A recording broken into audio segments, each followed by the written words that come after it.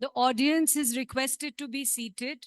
A very good morning to one and all present in the gathering today. Please put your mobile phones on silent mode while we get on for the event. The IT team is requested to align the event accordingly.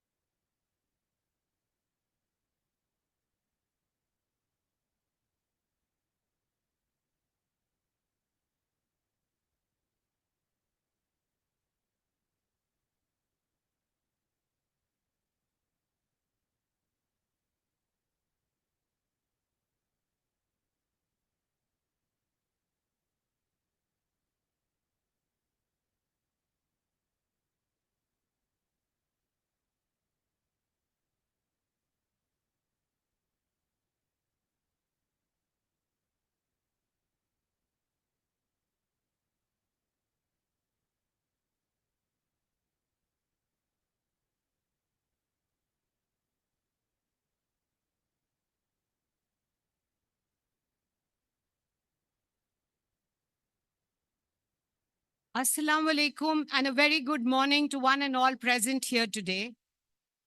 Good morning to Honorable Chancellor, sir, Honorable Trustee, sir, Honorable Group Vice Chancellor, sir, Honorable Directors, respected guests and invited dignitaries, participants, faculty members, and our dear students. A very warm welcome to one and all to the first International Conference on Technology-Enabled Economic Changes, hosted by Amity University in Tashkent in collaboration with IEEE Kazakhstan subsection. In this shared pursuit, we unite our talents and insights, drawing inspiration from the past to create a brighter and more empowered future. Can we put our hands together and start the event with a warm welcome?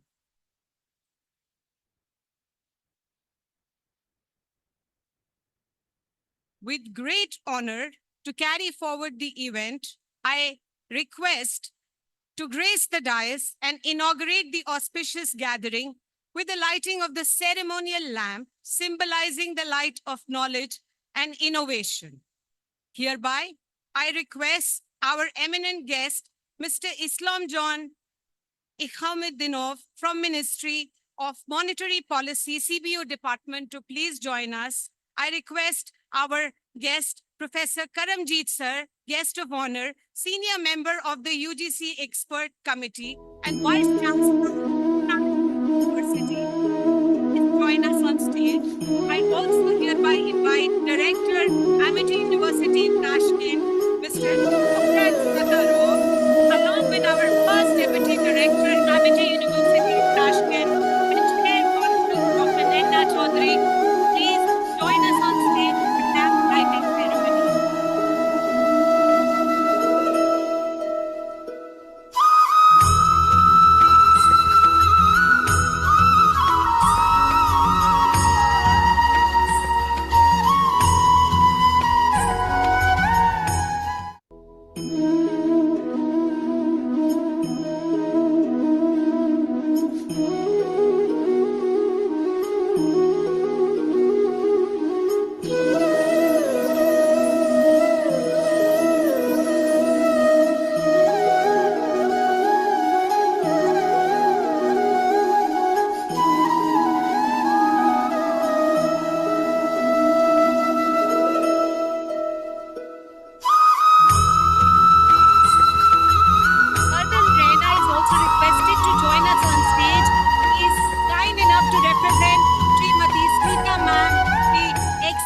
Her Excellency today because she is engaged in some official engagements, she's not able to join us for the day.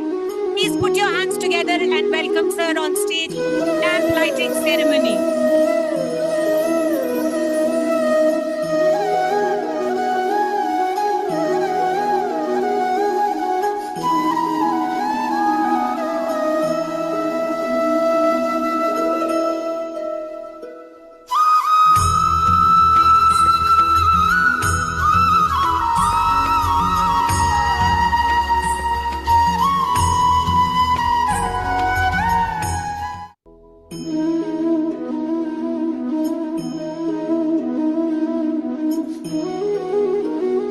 It is our privilege to have eminent dignitaries with us today, whose invaluable contributions and insights have greatly enriched this event.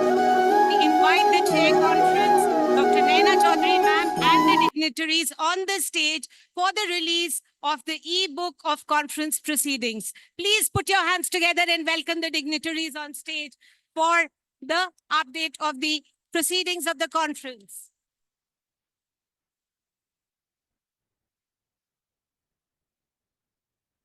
The IT team of the conference, thanks, please.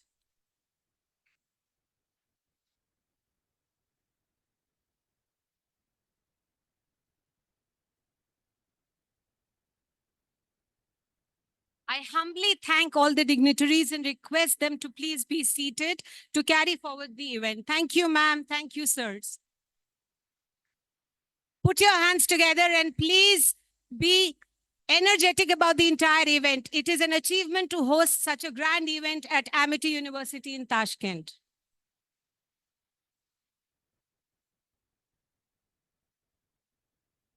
Thank you, all dignitaries. I hereby carry forward the event.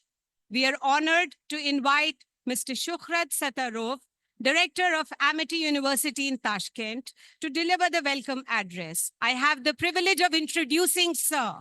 Mr. Shuhrat Satarov is an Uzbek education and digital technology expert, currently serving as the Rector of Amity University in Tashkent since February 2025. He has held key roles, including Director of Republic Education Center and the Center of Digital Education Development. With academic credentials from Uzbekistan, India, and South Korea, he has contributed to IT, communication, and e-governance research. Let's put our hands together and welcome Sir on stage. Thank you.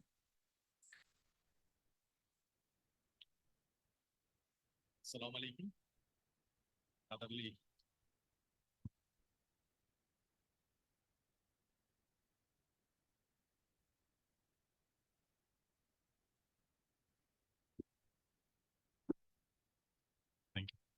Thank you. Assalamu alaikum.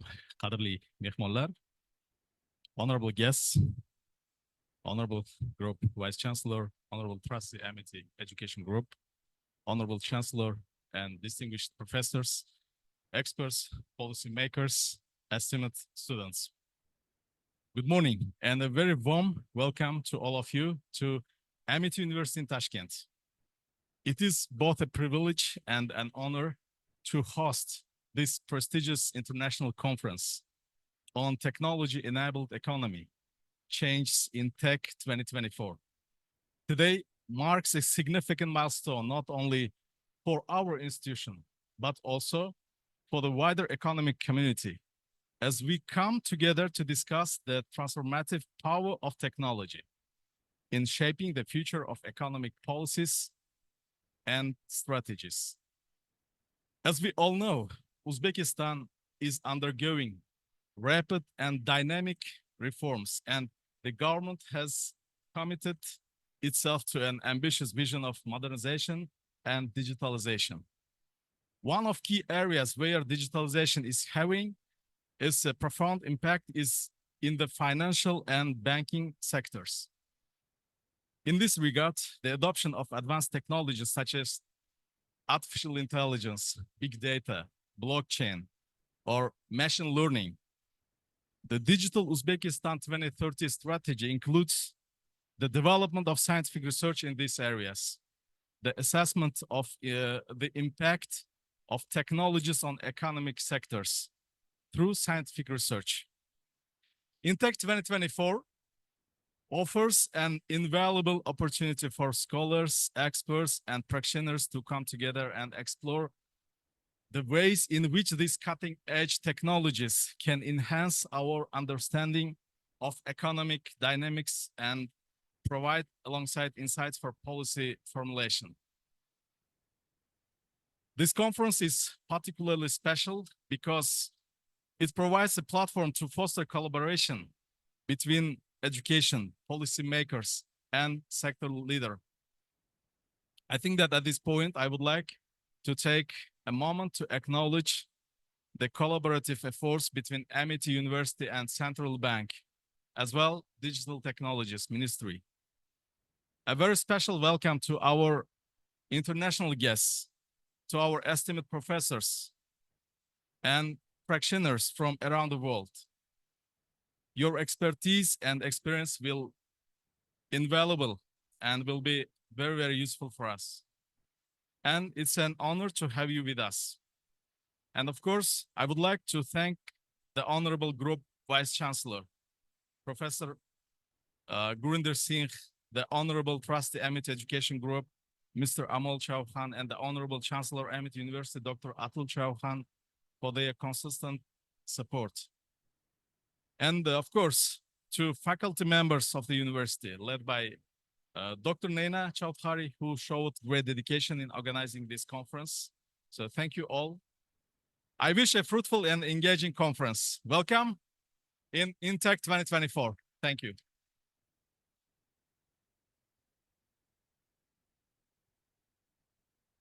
And of course, special thanks to Mr. Babur, who has headed this university and who hand over to me this amazing university and team. And I think that it's coming as a guest to this conference. It should be another excitement for you. Thank you. Thank you.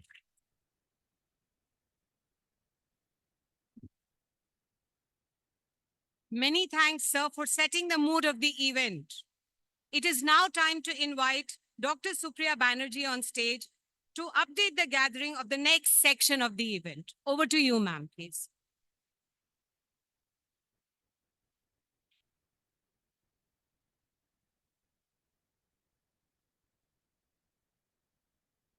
Thank you, Dr. Sanobar. Assalamu alaikum, namaskar, and good morning to all. Today, we begin our conference with a beautiful showcase of Uzbek dance, which is a vibrant and expressive art form that reflects the rich cultural of the nation. Uzbek dance is known for its graceful movements, dynamic footwork, and colorful costumes. Girls perform with elegance, using delicate hand gestures to tell stories, whereas boys, they bring energy to the movement. Especially Andijan polka is very famous for art form. Each movement is connected to the Uzbekistan's rich cultural history, celebrating joy, sportsmanship, and unity. So, Kadarli Dostlar, get ready to experience the beauty of Uzbekistan. Let's begin.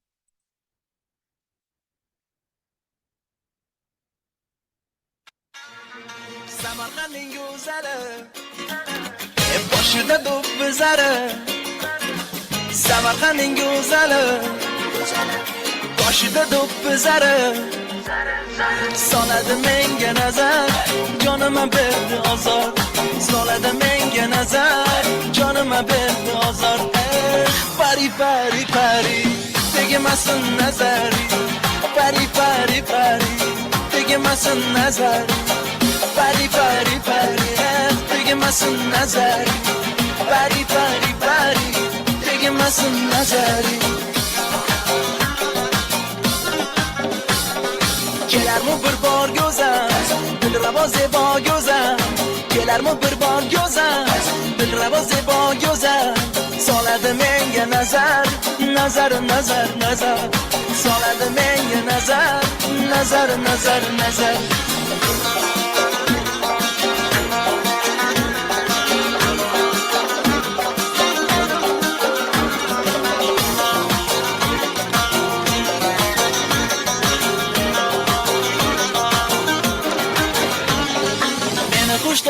ayladi, yo'liga zor ayladi, meni xushdor ayladi, yo'liga zor ayladi. Sochini sirtmoq etib, bo'ynima dor ayladi, sochini sirtmoq etib, bo'ynima dor ayladi. Pari pari pari, tegmasin nazari, pari pari pari, tegmasin nazari, pari pari pari, oh tegmasin nazari, pari pari pari, tegmasin nazari. Kelarmi bir bor go'zal, kelrabo zebo go'zal, kelarmi bir bor go'zal, kelrabo zebo go'zal. Solarmi menga nazar, nazar, nazar, nazar, solarmi menga nazar, nazar, nazar, nazar.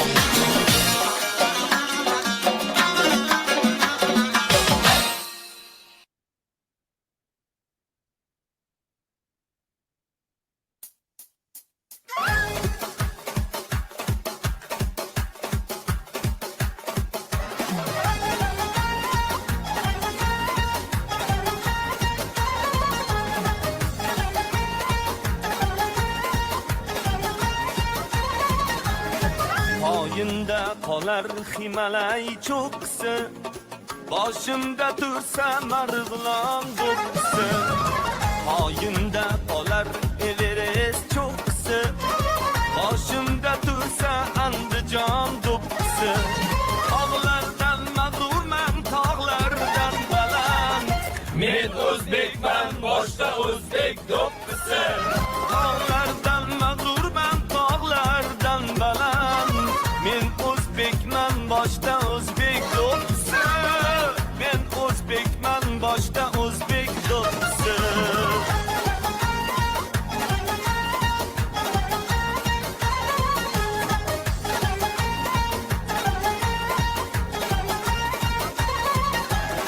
Surxon do'ppi, Anjom do'ppi, shosh do'ppi, boshga kiysam turar mag'rur bosh do'ppi. Surxon do'ppi, Anjom do'ppi, shosh do'ppi.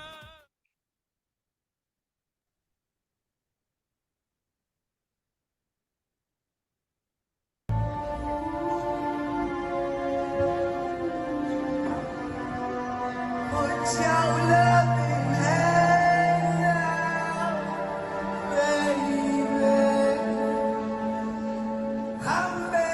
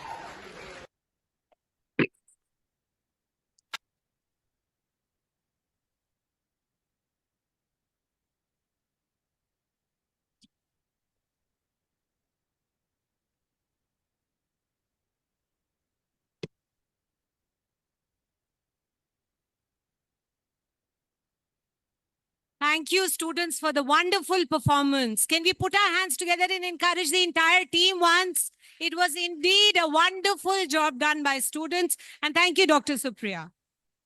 Carrying the event forward, we are honored to have with us our Honorable Group Vice Chancellor, Professor Dr. Gurinder Singh, to share his visionary insight. Professor Dr. Gurinder Singh is the Group Vice Chancellor, Amity Universities, and has an extensive experience of more than 2 decades in institutional building, teaching, consultancy, research, and industry. He has delivered various lectures at forums which include prestigious $1 million round table conference at Harvard Business School, Thunderbird Business School, NYU, University of Leeds, Coventry Business School, to name a few. Sir is indeed an eminent personality. He has been at California State University, USA, NUS Singapore, and many more to mention. Additionally, he has provided platforms for fostering innovation and research to endless aspiring researchers by leading conferences in London, Dubai, and Singapore, Tashkent, and many more parts of the globe. His words will certainly inspire and guide us as we embark on this conference journey. Please put your hands together and give a warm welcome to Honorable Professor Dr. Gurinder Singh, sir. Welcome, Thank you sir. very much. Thank you very much. On behalf of our respected founder president who's watching you live, Honorable Chancellor Dr. Atul Chauhan, our very respected trustee Amol Chauhanji, the director of your institution, Mr. Shukrat, whom I'm meeting for the first time online. Welcome to MIT family. Our own first deputy director, Dr. Naina, I welcome you all in this amazing event which is being organized for the first time. Research is in the DNA of MIT. Your founder, Dr. Chauhan, and your chancellor, Dr. Atul Chauhan, Mr. Amol Chauhan, when all of us we were thinking that we need to create an institution in Uzbekistan, when we were approached by the government of Uzbekistan, who has given us so much support, and I can see Honorable Deputy Minister of Digital Technology, Mr. Maxudev, very warm welcome to you. Also, Head of the Digital Economy, Mr. Riazev, Colonel Vikram Raina, Mr. Tanzir Malik, Mr. Sakhzed, Dr. Karamjeet Singh, the Vice Chancellor of Guru Nanak Dev University, Dr. Sharma, Dr. Park, and many other stalwarts from the field of academics, and Mr. Babar, who was very recently, till very recently, leading the MIT Tashkent. I think that all of you, you have not only contributed very significantly in the growth of MIT Tashkent, but have set the tone for research and innovation-driven university, which was the dream of our founder. Your founder, Dr. Chauhan, and your chancellor, Dr. Atul Chauhan, when they started up this institution, they told Mr. Amol Chauhan and the team here that it is our commitment to the government of Uzbekistan that whatever we will do at Uzbekistan, it will be research driven. We will organize research conferences. We will try to bring some of the leading brains of the world. We will try to bring the academic leaders from across the globe, and we will try that the faculty and the students they contribute most significantly in the area of research. It gives us immense pleasure to see that 4 research conferences have been held within very short span of time. I was told that more than 3,000 papers in the last 4 years have been published by the faculty. In this very conference, Dr. Naina told that more than 1,100 people, they submitted their papers, and out of which very few have been selected to be published. And I think that all those who are present here and presenting their papers need a huge applause. Give huge applause to everyone. Also, I can say so proudly that the students and the faculty have been contributing very significantly in the growth of MIT Tashkent.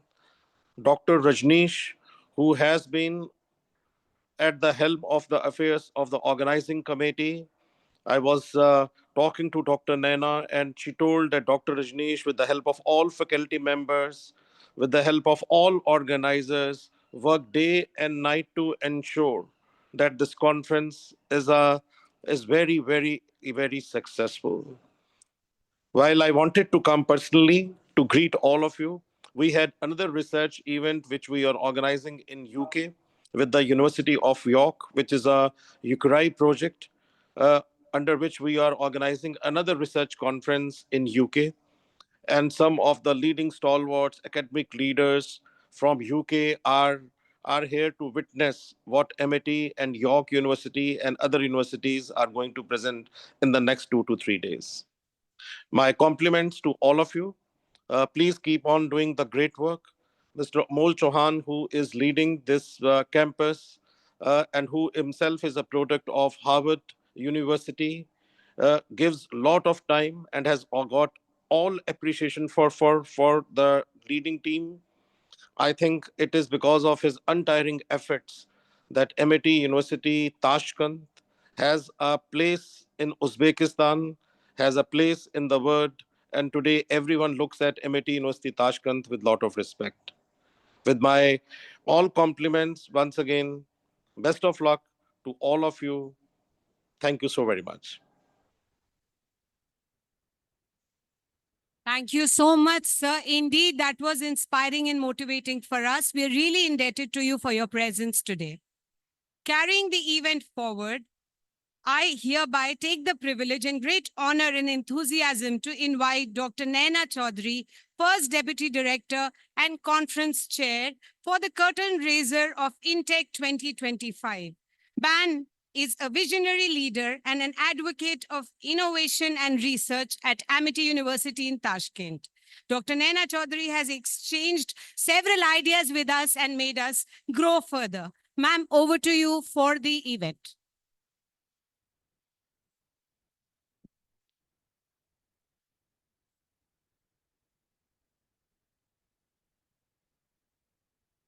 Good morning. On behalf of all the members of Amity University Tashkent, I very warmly welcome our most esteemed guests,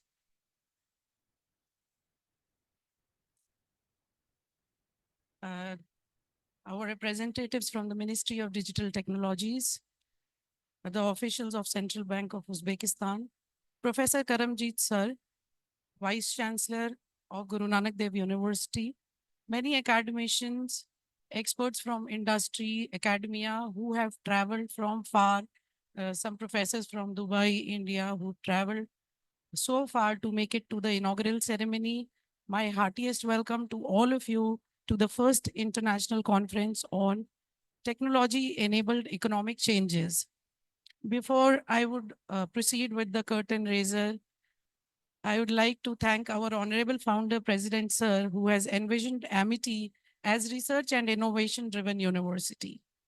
All our initiatives are set towards the academic and the research quality enhancement. Our Chancellor, Sir, Honorable Chancellor Dr. Atul Chauhan, Sir, who has set the mission for us to make Amity University Tashkent the top university in the Republic of Uzbekistan in next 5 years. Our Honorable Trustee, Mr. Amol Chauhan, Sir, whose day-to-day guidance has and consistent efforts with the team has made it possible. Our Honorable Group Vice Chancellor, Sir, Professor Gurinder Singh, Sir, he is my mentor. He's been my teacher also. I know he's traveling and he's not in the time zone. He's in the time zone where it is probably midnight. But his support and his standing behind us gives us a lot of confidence. In fact, he was the one who had started these IEEE conferences in Uzbekistan for the first time in 2021. He was the pioneer because there were no IEEE conferences before that in any universities in Uzbekistan. In 2021, we were the first one to organize it. 4 conferences which are organized earlier, they were IEEE conferences. We have attended many conferences in the universities here, but we are thankful to IEEE Kazakhstan subsection, who's our technical partner, and all the research articles which will be presented over 2 days will be published in the Scopus indexed conference proceedings. So thank you to IEEE Kazakhstan subsection for being the technical partner. Before I proceed further, I would like to introduce you to the man behind the show, I would like to invite Dr. Rajneesh Clare. Rajneesh, please come on the stage. All my faculty, everyone who's present here, they have put in a lot of effort, but especially Dr. Rajneesh. I remember he was pursuing with the Central Bank of Uzbekistan for very long. Mr. Islam, after consistent efforts by Dr. Rajneesh, when you gave us a meeting with you, we were really thrilled. And we went together with Mr. Babar, who was the director then. We went together to CBU, seeing all those protocols and passport and security, everything when we crossed. We presented an idea, and it was not the conference. We presented an idea that the team of academic experts that we have in Amity University, Tashkent, we have great professors. Dr. Rajneesh is a professor of economics and an alumni of University of Glasgow. We have Dr. Indrajit, who's a professor of economics. He studied in US. We have Dr. Anita Banerjee. We have very good professors in economics, and we presented a proposal that our team of economists will work on the articles, on the papers that would bring in change and help you integrate the findings in the next monetary policy. And you were so welcoming. You were ready to share the data and statistics for my team to work on it. But while driving back, we discussed and we thought, why not to invite academicians and experts all across the globe? Why not to bring them on board? Why not to invite them to present solutions to the economic problems and challenges that we're facing? And let's integrate the finding of not just 4 or 5 people. And now we set the target for 100 research papers. So initially, because we had a IEEE conference in November, and we set the target for 100 papers, but we could not say we received such overwhelming response. We could not say no to such quality papers that we were receiving. And we discussed with CBU, which CBU was there guiding us throughout. And they were okay. They wanted the summary of findings. They were insisting that we should do it before the closing of financial year. And here we are, Mr. Islam John, we are doing it before the closing of financial year. I hope the findings will help you in drafting the monetary policies. And we are very happy. And I take a lot of pride in having the faculty members on board who are able to make the changes in the economy of the Republic of Uzbekistan. Please give a huge round of applause for Dr. Rajneesh and the organizing team. Thank you, Dr. Rajneesh. And obviously our research head, Dr. Danish, who's been supporting. I must mention that Ms. Smita Pant, Her Excellency Ambassador of India to the Republic of Uzbekistan, we have updated her about the progress. She was very thrilled when she came to know about this event. And we have updated her about the progress from time to time. And she's taken a lot of interest in this conference. But unfortunately, due to some unavoidable engagements, she could not come, but she has her representative here to deliver her address and the message. But please convey our gratitude for all the support that she has provided us throughout the preparation of this conference. With the permission of the guests, Professor Karamjit Sir, Honorable Chancellor Sir, Honorable Group Vice Chancellor Sir, and our Honorable Trustee Sir, may I please request the IT team to raise the curtain from the first international conference on technological enabled economic changes in Tech 2025. We are organizing the first series of this conference, but we would want to take it further year by year. We would work more with the Central Bank of Uzbekistan and work on the economic challenges and the solutions. So this is the first conference to underscore the transformative potential of AI, machine learning, big data analysis. We want to study how economic changes can be possible with the help of technology, the latest technology. It plays a vital role to bring together researchers, practitioners, policymakers to discuss the transformative impact of advanced technology on economic analysis and policy making. We are happy that we could create a platform where the researchers and the authors and scholars and students and experts from industry and academia could come on board and present the innovative solutions to the problems that developing and developed economies are facing these days.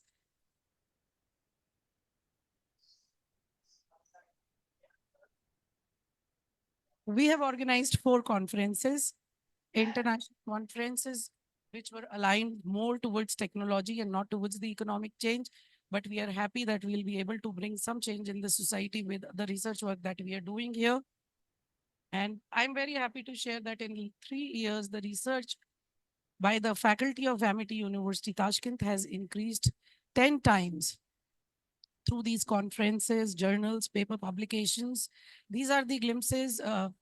Ambassador, previous Ambassador Manish Prabhatji, Professor Ansari, Professor Varghese, and many more prestigious guests have come personally to support us for these conferences.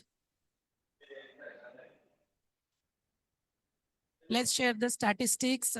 Like Professor Gurinder Singh sir shared, we have received more than 1,000 paper. Our target was 100 papers for this conference, high quality 100 papers, but we had to accept 258 because they were all very high quality. My best wishes and congratulations to the authors who could make it to the presentation. Through the rigorous review, 3 blind fold peer reviews, the papers had gone through. We could select 258 papers from UAE, China, Saudi, Iraq, Malaysia, Russia, Kazakhstan, Uzbekistan, India, and many more. Most of the papers are submitted by our Indian partners. We will conduct 31 sessions in 2 days, each session consisting of 8 to 9 paper presentations. We could invite 28 distinguished experts as keynote speakers in all the tracks and 92 external session chairs for these sessions. Just a glimpse of the keynote speakers who will work with us for the sessions in next 2 days. These are the paper presentations which are scheduled and the list of keynote speakers. We will share the details. It is on the website and we'll share the details personally with all the guests. 20 sessions tomorrow, and that's how it is divided. Maximum number of sessions will be conducted tomorrow before the valedictory session. And finally, I'd like to thank my organizing team members of the faculty, the authors who have joined us for this conference and presenting their innovative work, our technical advisory committee, all the keynotes and session chairs will be joining us in next 2 days, local organizing committee, and most importantly, our guests from Uzbekistan and from abroad who has traveled to make it personally to the event. Thank you so much. Thank you so much for the support. And I hope year by year you will consistently support us in our research endeavors. Thank you so much. Well spoken, Dr. Naina. Well done, Dr. Rajneesh and Dr. Danish.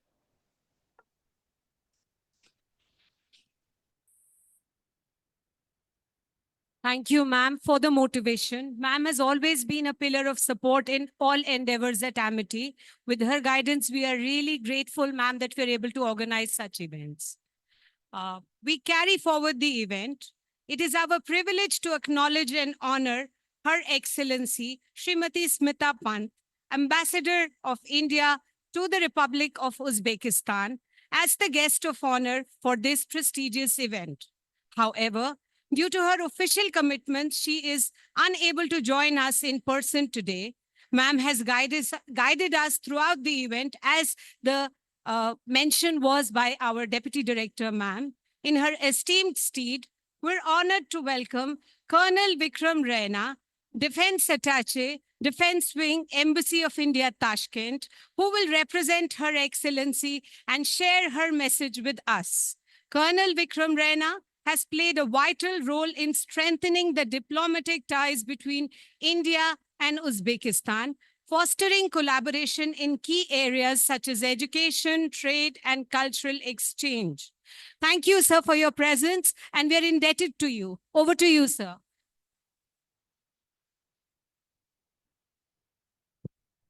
Assalamu alaikum, namaskar. Thank you so much for the kind words. Mening ismim Vikram, men Hindustan danman, men Tashkenda Ilchekhana Ishleman, Uzbekistan Guzeljoy. That's as far as my Uzbek takes me.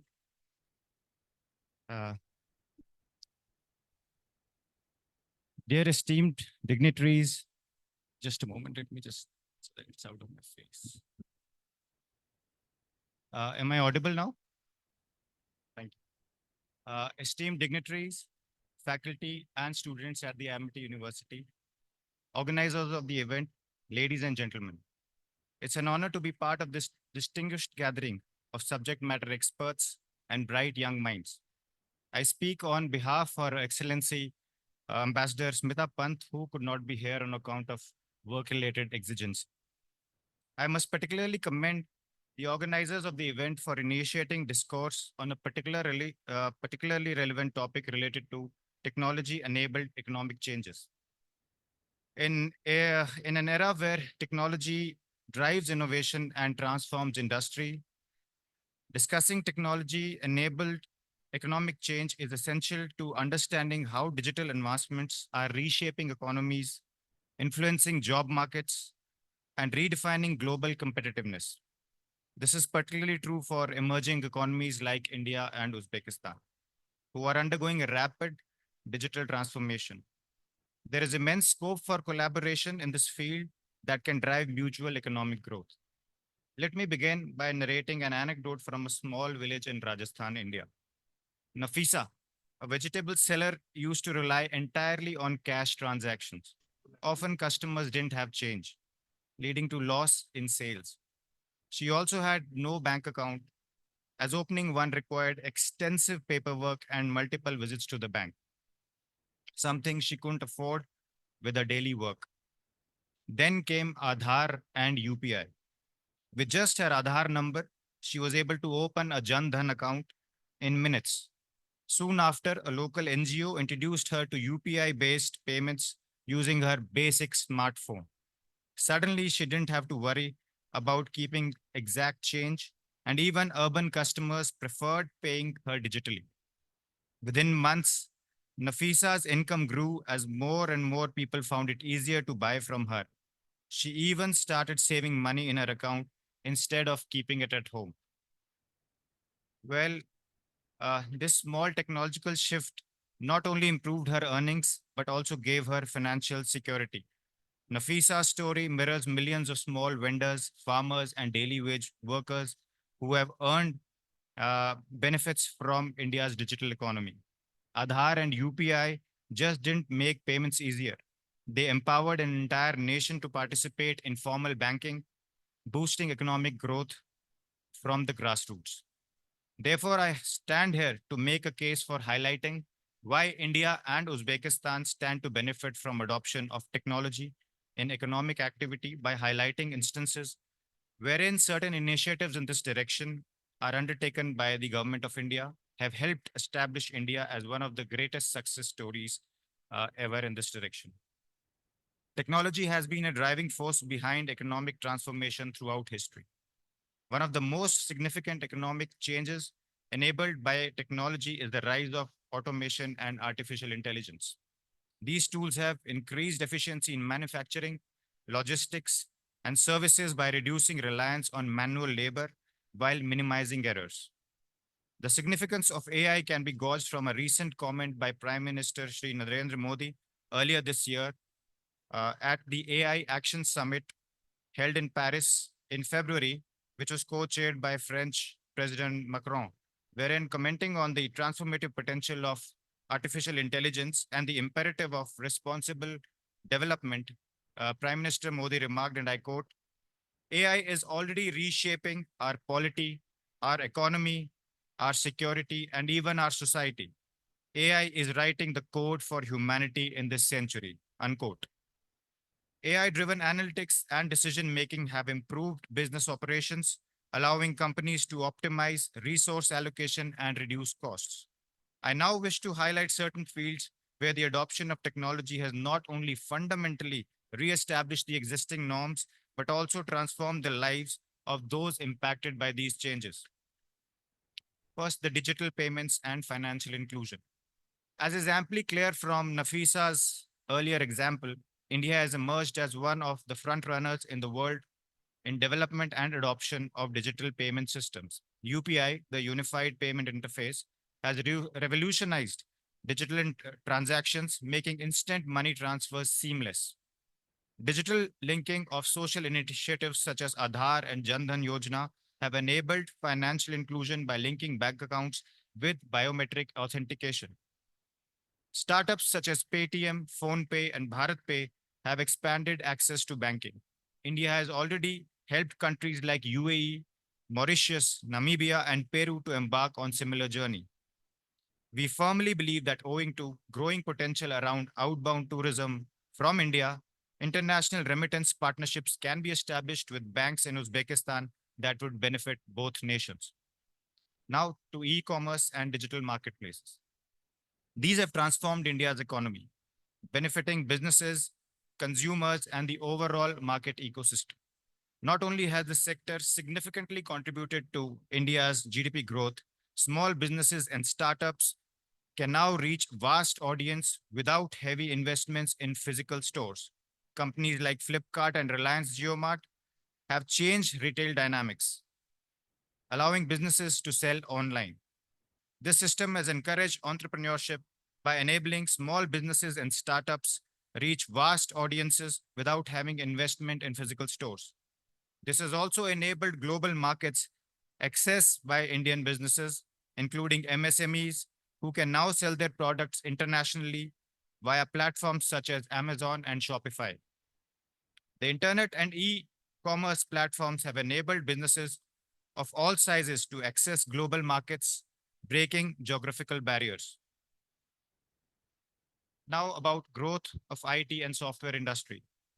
There are indeed a few success stories that exemplify Indian strides in IT than that of Infosys. Now let me tell you something about them. It's a story of 7 engineers who in 1981 started a small IT services company in Pune with just rupees 10,000 borrowed from their families. For years, the founders faced challenges, long approval processes, lack of foreign investment, and limited infrastructure. Then the breakthrough came when the Indian government liberalized the economy in 1991, allowing foreign businesses to invest and Indian companies to expand globally. Their breakthrough today, Infosys is a multi-billion dollar company employing over 300,000 people worldwide. It is not just a success story, it represents India's IT revolution, inspiring countless startups and turning cities like Bangalore into global technology hubs. The IT industry now contributes over 7% of India's GDP, proving that small tech startups can spark a nation's economic transformation. I am certain that this story of young tech enthusiasts will resonate with the young minds who have the potential to set up similar unicorns in Uzbekistan in times to come, and good luck with that. Agri-tech and rural transformation. Digitization has transformed the rural economy ecosystem in India. Digital platforms like eNAM, that is the National Agriculture Market, enables farmers to access better pricing and market linkages, while startups like DHeart and NinjaCart use AI and data analytics for supply chain improvements. In the field of edtech or education technology, COVID-19 significantly accelerated the growth and adoption of edtech in India.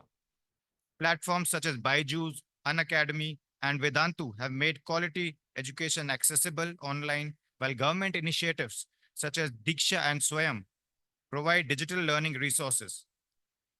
While online learning being mainstream, more schools and universities are integrating technology into their curriculum, as EdTech will continue to play a crucial role in global education system. Healthcare and telemedicine. Technology has significantly transformed healthcare and telemedicine in India by way of improving accessibility, affordability, and efficiency. Government initiatives like eSanjeevani offer free consultation to rural population, with patients having remote access to specialists, reducing travel costs and waiting times.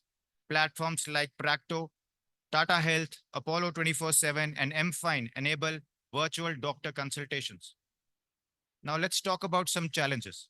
Despite the numerous benefits, technologically driven economic challenges also pose challenges such as digital divides, cybersecurity threats, and ethical concerns surrounding AI. India and Uzbekistan must together navigate these challenges by investing in digital literacy. And here is where institutions such as the Amity University, Tashkent can make a difference with their focused programs on subjects such as AI, robotics, and cybersecurity. Furthermore, technology has also prompted the type of a particular type of economy, colloquially known as the gig economy or access economy, that relies heavily on temporary and part-time positions filled by independent contractors and freelancers rather than full-time payment employees, altering traditional employment models. While this shift offers great work-life balance and income opportunities, it also presents challenges related to job security and labor rights, to name a few. This is a shared challenge to human resource intensive economies such as India and Uzbekistan that have considerable working age populations. In conclusion, I wish to restate that technology will continue to reshape the economic landscape, drive innovation, efficiency, and new market opportunities. While these changes present both opportunities and challenges, collaboration and proactive co-adaptation initiatives can ensure that technology remains a force for inclusive and sustainable economic development for both India and Uzbekistan. Once again, on behalf of Her Excellency Ambassador Smita Pant, let me wish all the organizers a successful convocation today. Thank you so much. Jai Hind.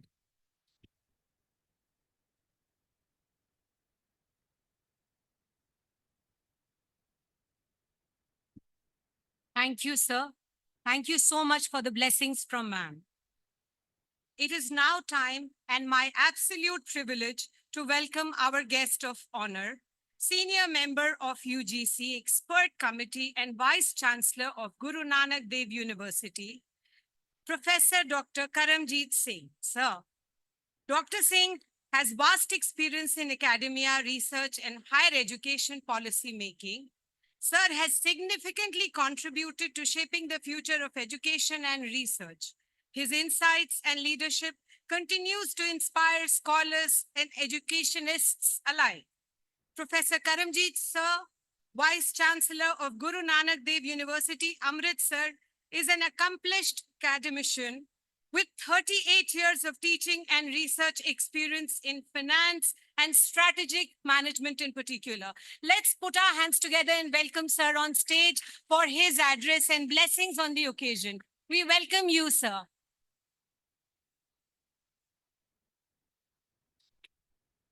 Assalamu alaikum. Namaskar, good morning and Sat Sri Akal.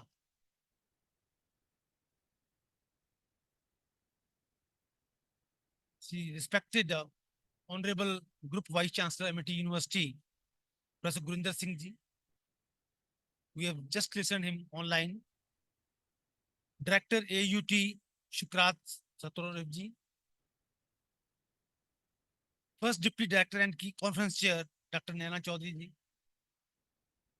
Keynote Speaker of the conference, Professor Gagandeep Sharma, Dr. Mandeep Kaur, distinguished guest, and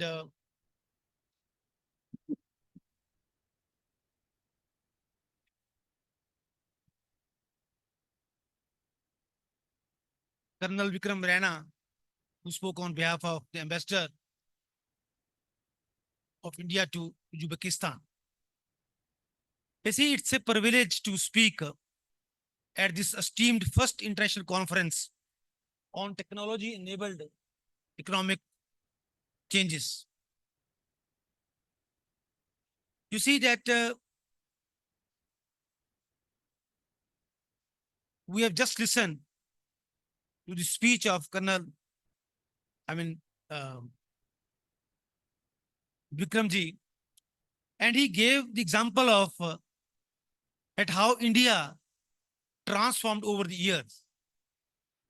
Particularly, he quoted the story of Nafiza story from Rajasthan, at how a simple tool of UPI and Aadhaar card have really transformed the small industry.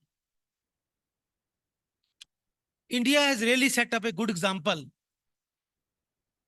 at how a developing and emerging country can face the challenges, and come up with flying colors. Today, I want to share insight at how our education system, when integrated with emerging technologies, can serve as a cornerstone of sustainable economic growth and resilience. In fact, the idea of economic resilience through the synergy of technology and higher education, this is what is the theme of the topic today. Now, my dear students, I need your attention. You see that as per the World Economic Forum report, that 50% of the skill force which we are having, it requires significant upskilling or reskilling. I mean, to keep pace with accelerating pace of change. So question is, what should we do? You know, MIT University, the way it is progressing, this is not just a center of learning. In fact, it is a hub of transformation. I was listening to the speech of Dr. Gurindarji, and he was saying that idea, that this research and innovation is in their DNA. Now, the commitment which MIT is having with regard to research and innovation is what is the need of the hour. So, we need to harness technology for inclusive and economic growth. The integration of technology in education brings tangible benefits. Digital platforms, online learning modules, virtual labs have, given a lot of access to quality education. In most of the part of the world, 80% of students are now having access to digital learning processes. Now we have to go by some policy formation framework. Effective policy framework are the backbone of the integration. So university should act as a catalyst for economic growth. Because universities are not only responsible for imparting knowledge, but also for fostering research and innovation. For example, research center at institutions like Stanford, MIT, they are doing a wonderful job in AI, robotics, and renewable energy. We in India, we are doing a lot of work in different universities. In Germany, you know that there is where dual education system is there. They are combining vocational education training with academic learning. That has been instrumental. And we know that how this integration is something very, very important. But the most important thing is that it's a power of collaborative economic system, ecosystem. So collaboration is the need of the hour. When universities, industry leaders, and government, they join forces,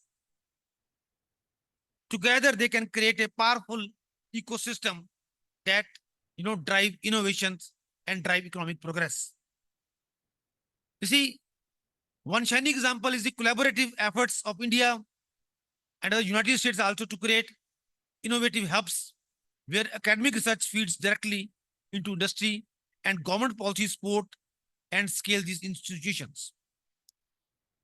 Now, since this conference is being organized in collaboration with the Bank of Uzbekistan, so what should be done? I'm just giving you 3-4 points which need to be focused by the Bank of Uzbekistan also and by that university also. First thing is that there's a need to be a digital transformation and financial inclusion, because we want a society where everybody has an opportunity to grow. We want a society where we can provide platform to each and every person who wants to increase or enhance his knowledge, because knowledge is power. Promoting digital banking and fintech innovation to enhance accessibility is the need of the hour. Similarly, we need to, encourage the adoption of blockchain and artificial intelligence for secure and efficient banking. This is something, again, first point which need to be focused upon. Second thing which I want to stress upon is that regulatory strengthening and transparency. You need that need to align banking regulation with international standard like Basel III and all these things, which is the need of the hour. We have to strengthen anti-money laundering, you call it a AML, and counter-terrorism financing. That framework we need to develop it, and MIT can contribute a lot in this direction. That we need to ensure and implement strict corporate governance measures to, prevent financial frauds. This is something very, very important.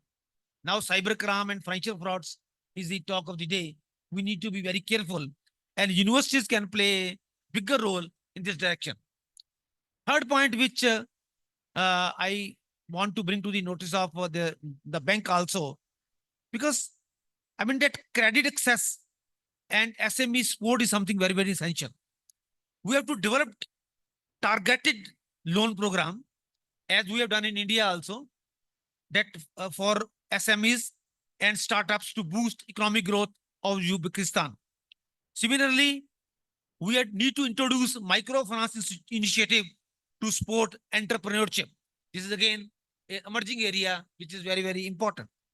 Then need is to encourage venture capital investment through public-private partnerships.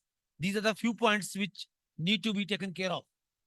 Then, of course, the primary task of any banking system, since I was given to understand that Bank of Uzbekistan is the central bank of this country, the main point is to frame, frame monetary policy and controlling the inflation.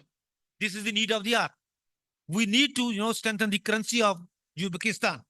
We need to foster collaboration between bank and industry to stabilize foreign exchange market. This is something which is need of the hour. So I will not take much time, but bank can take a benefit from this wonderful university whose culture MIT University is research and innovation. Ms. Naina Chaudhary is sitting over here. She is having long experience in MIT. She told me in the morning that she was a student of this university only. It's a matter of great proud that a person who, who like you people, getting education from the MIT, there was such a good position. So I want that MIT should take initiative to have a financial literacy program, right, throughout the Uzbekistan. Second thing, that particularly banking and fintech education, it needs to be provided. I'm sure that they must be doing wonderful thing in this direction. Industry academic collaboration is the need of the hour. So, in closing, let me reiterate that technology integrated education is not, it's not an option. It's not an option. It is imperative. Imperative for achieving sustainable economic resilience. Our collective efforts in fostering a symbiotic relationship between technology and higher education will drive, innovation, empower individuals, and pave the way for more resilient and inclusive global economy. I call upon all of you. All of you means you students also, right? And particular to the policymakers, educators, industry leaders, and partners in government. They continue championing initiative like this is what MIT University is doing here. Championing initiatives that combine the best of technology with the transformative power of education. Together, we have the opportunity to build a future where economic resilience is not just an aspiration, but a reality for community around the world. Before I close, I must express my gratitude to MIT University for providing me an opportunity, and pure niche Claire is there. I got confused because Rish Claire here in MIT University is providing, I mean, that running the show along with Dr. Naina Chaudhary. But there is another Dr. Nish is there, Claire is there with the who, I mean, was a liaising with us in once again. Director AUT, Mr. Shukrat Satutrav is here once again here. I am grateful to the all the hospitality and providing me an opportunity, and I hope that at the end of the day, because it's a really a wonderful thing that more than 1,000 papers, right? And such a short period of time, credit goes to Dr. Nana and his full team and you people, that all research-based paper. And then best part is that out of 1,000 paper, you have selected to 58 papers. And then you will make a printout. This is really a amazing thing. And I think that rightly pointed out by your group Vice Chancellor, Professor Gurinder Singh, that research is in your DNA. I think that with the type of people who are leading this institution, and I'm happy to know that Mr. Babar Abdullah, who is uh, earlier director here, he's also present here, and this shows the type of care, right, which MIT is having with their faculty and members. Thank you very much. Thank you very much.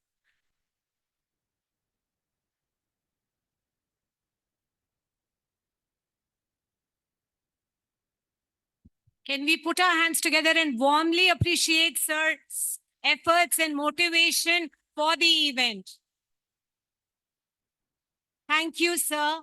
Thank you, one and all. It is now time to introduce Professor Dr. Gagandeep Sharma. The keynote address will be delivered by him for the day. It is an immense honor to welcome Sir as our keynote speaker. Professor Dr. Gagandeep Sharma, a globally recognized scholar listed among the world's top 2% scientists in the domain of economics and finance, and the esteemed director of Atal Incubation Center at Guru Gobind Singh Indraprasth University. Dr. Sharma's groundbreaking research and contribution to economics and financial thoughts as a leader have had an impact on academia and industry both. Sir, we warmly welcome you on this event, and I hand over the dais to you for the next presentation. Thank you, sir.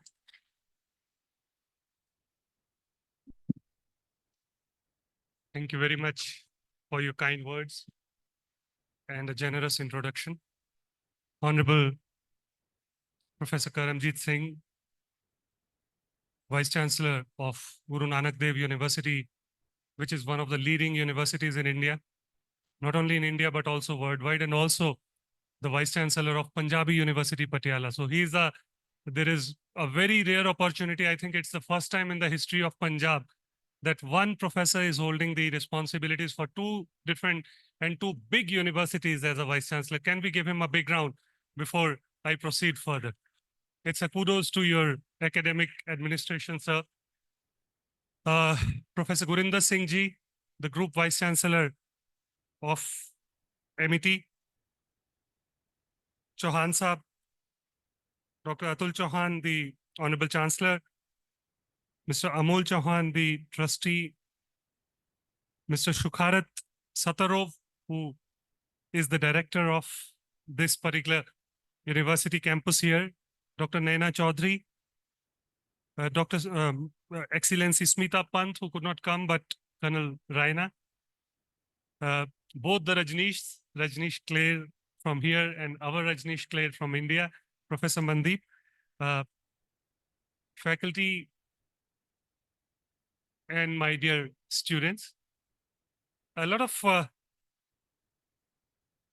yes, I need. A lot of things have been said about the theme of the conference, about the relevance of the conference from this perspective, from the perspective of Central Asia, or from the perspective of the world. I would focus on a few key issues, just as a keynote speaker, the responsibility which I have been tasked with. I'll focus on certain key issues which I think are relevant for addressing in a conference like this. That's why I'm calling it New Horizons and Newer Opportunities. We have some new horizons in the form of innovative technologies, and we have newer opportunities in the form of the global economic landscapes. There are, when I was writing this, preparing for this keynote address, I was thinking that one of the important things that's happening, and I'm sure you all, the students from various spheres of modern economics or modern, policy making, would appreciate the fact that the whole economic order, global economic order, is undergoing a sea change these days. Why? Why do I say that? And why do I choose to say that when this is not the theme of this conference? Why do I choose to say that the global economic order is undergoing a sea change? I hope you are following what's happening in the USA. 2 days back, there was the first, or in fact, yesterday itself, there was the first cabinet meeting of the American administration. Mr. Elon Musk was present there. A few weeks back, Honorable Shri Narendra Modi ji, our Prime Minister, visited the US, and before meeting Mr. Trump, he was made to meet Mr. Musk. What is the signal? What is the signal? There has been a long pending debate. All the academics present here and policymakers, they understand. There has been a long pending debate whether politics drives economics or economics drives politics. With Mr. Musk having the position that he does have, not only in DOGE, but also otherwise, I believe the debate has settled, at least for now. In such a circumstance, it is critical that we look at the cause of sustainability once again. You all know what has happened with Mr. Trump taking over once again. They have withdrawn from the agreements, which looks strange because the agreements came from that side and now withdrawing. So what is in store for us? That's why I call it as a new horizon. But at the same time, I have been advocating quite a lot many times over the last three, four months in particular, that the opportunity that exists today in a global economic landscape is the opportunity which exists for countries or regions such as India or South Asia to trade with Central Asia, to trade with Europe, to trade with Oceania. Because in 3 to 4 years from today, we can certainly see the world developing into a different world altogether. These are not ordinary 3-4 years that we are going to see coming up.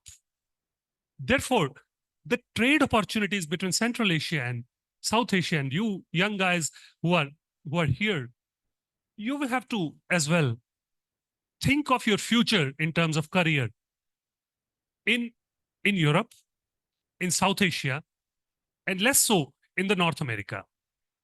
Because the kind of the changes that are going to happen or are already taking place are a little strange to say the least, but weird to actually put in the right way. So from that perspective, I will just speak about a few things. I have a brief presentation, but I will not talk too much about it. How does it move? Hanji? Please tell me how to turn it on. Is it on?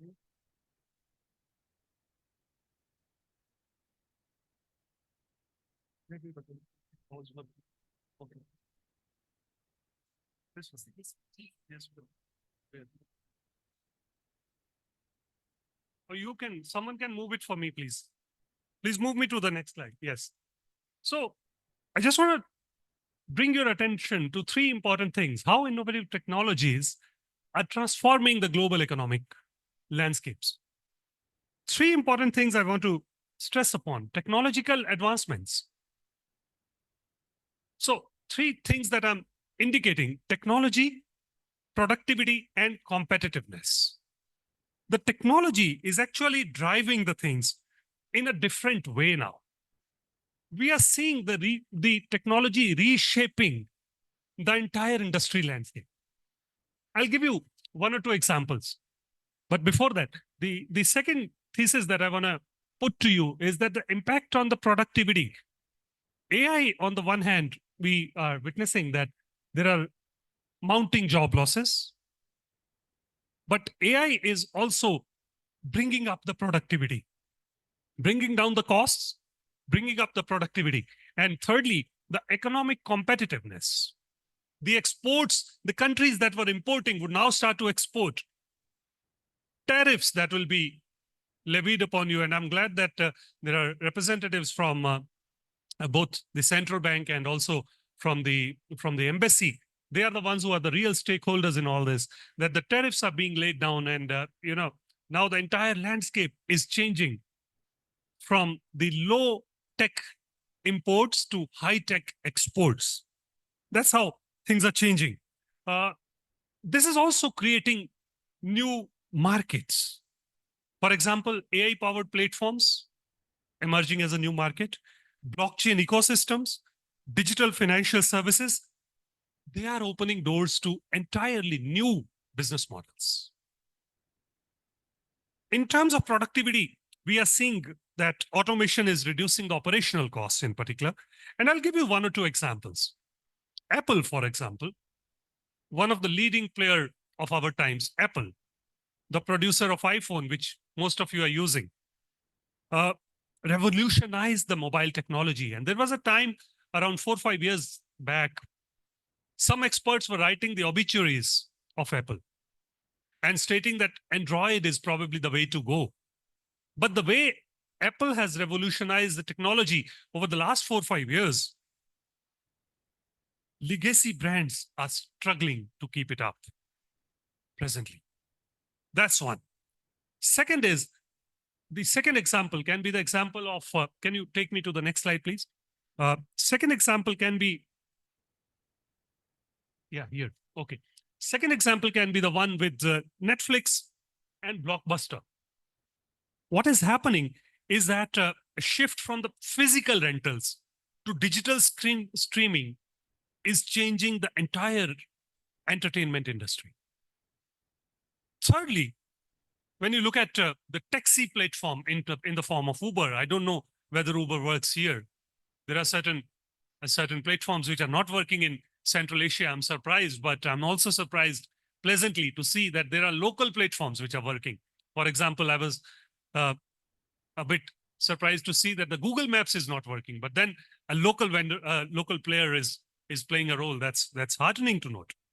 So gig economy platforms have redefined transformation and transportation, offering scalable and cost-effective solutions, such as Uber, for example.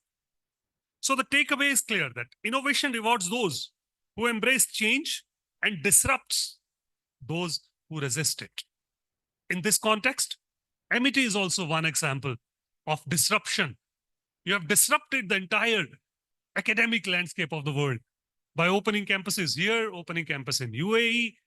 Professor Singh was mentioning that you have something going on in the UK. That is the disruptor's role, to disrupt everything and then recreate the things for a betterment of all the stakeholders. Please take me to the next slide. I want to talk a little bit about the technological convergence. And in particular, let us say that, let us understand that no technology will exist in isolation anymore. There was a time when technologies were existing in isolation. Healthcare technology was somewhere else. Mobile technology was somewhere else. Academic technologies were somewhere else. Today, what we are seeing is the overlapping of all those technologies. The true breakthroughs are happening when we combine artificial intelligence, biotechnology, and automation to create something greater than the sum of their parts. Healthcare, for example, you see the AI-driven diagnostics and clustered, regularly interspaced short repeats called CRISPR-based gene editing. That is reshaping the personalized medicine. We were discussing some time back that should we call it as customized medicine or personalized medicine? In the times when we are seeing that every individual's DNA is developing into a new gene for us. So this has to be called as the personalized medicine care. Similarly, manufacturing, the IoT, Internet of Things, powered smart factories, they are revolutionizing production lines with predictive maintenance and automation. Thirdly, agriculture, I must add to this, the agriculture part, AI-driven drones. We are seeing that in the developed or faster developing nations, that in agriculture sector also, the AI-driven drones and automated irrigation systems, they are boosting the agricultural efficiency. So the future will be shaped by how well we integrate those advancements across industries. I'm going to spare a thought about green economy and digitization with a little bit focus on sustainable innovations. Look here, Professor Karamjit was mentioning about sustainability not being a choice. Colonel Rana was also indicating towards that. Sustainability is no longer a choice. It's a necessity. But fortunately, digital technologies are driving the sustainable transformation across industries. Therefore, 3 focus areas in this regard would be reducing the carbon emissions, blockchain for transparency, where we ensure the ethical supply chains and carbon trackings, and blockchain and IoT as well for transparency and efficiency, where we see smart systems monitor energy consumption and resource allocation in particular. So synergy between technology and sustainability, is not just good for the planet, it is good for business too. Those of you who are actually interested in research, let me just give you one example from my own research, which we published in a very impactful journal called International Review of Economics and Finance. We wanted to segregate the companies, the businesses that are listed on the Indian bourses, Indian stock exchanges, into sustainable businesses and not so sustainable businesses based on how they are performing on environment, how they are performing on sustainability, and how they are performing on governance. So we segregated those 50 companies which are included in the NSE's, National Stock Exchange's Nifty Index. We wanted to see what is the financial reward that these companies are leaving to the investors. You would be, or may not be, surprised to note that the companies that are performing well on ESG or sustainable front are also rewarding the most to the investors. That's why I say that the synergy between technology and sustainability is not just good for the businesses, it is not just good for the planet actually. It is also good for the businesses. It is also good for the investors. That's what we have found through first-hand research. Energy sector innovations, a little bit about that. So expansion of, solar, wind, hydrogen power can significantly reduce the global carbon footprints. Smart grids, AI-driven systems can enhance the real-time energy distribution. There is a very good example. I don't know whether you have followed, but if not, you can easily do the Google or ChatGPT, whichever way you prefer. That innovative solutions such as Singapore's floating solar farms are maximizing the space for sustainable energy. We have to adopt the best practices from wherever we see. When I'm seeing the best practices being adopted in MIT University, I take those back home and try to implement in my university. Those are the things that we have we have to see. And hydrogen power, of course, is one of the most prominent disruptors of our times. How can AI, robotics, and automation intersect with each other? We are in the midst of actually Industry 4.0, where AI, robotics, and Internet of Things are transforming industries at an unprecedented rate. In this context, the productivity, machine learning will enhance the efficiency across manufacturing, services, and agriculture, like I said. The digital twins, real-time monitoring, reduces the errors and optimizes processes, and smart robotics. They are streamlining the logistics, security, and precision manufacturing. From smart manufacturing, we are moving to precision manufacturing. Therefore, embracing these technologies means staying ahead in a hyper-competitive global market. A little bit about the green finance, because finance is what drives the world. We have just spoken, I just gave the example of Elon Musk driving the politics of the world, not only the politics of America. From that perspective, finance is no longer just about profits. It is about purpose. Investment strategies such as ESG, and I must tell you one new word which would be important from my perspective, but from your perspective, there will be different words that can be used. ESG is one stream which is dictating terms to us. But from Indian knowledge system point of view, there is a term which we need to coin and we are developing. I have myself, along with some of the key researchers from US, France, and UK, we have copyrighted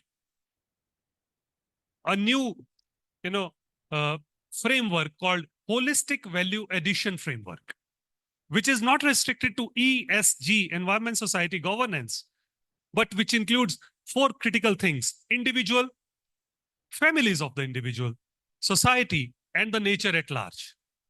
So from that perspective, I would not take too much of your time. I know that there are sessions and there are papers looking further, but one of the other important aspects is, of course, the intellectual property and blockchain. We have to secure the intellectual properties, and blockchain is playing a key role in that regard to ensure the transparent, tamper-proof records of ownership.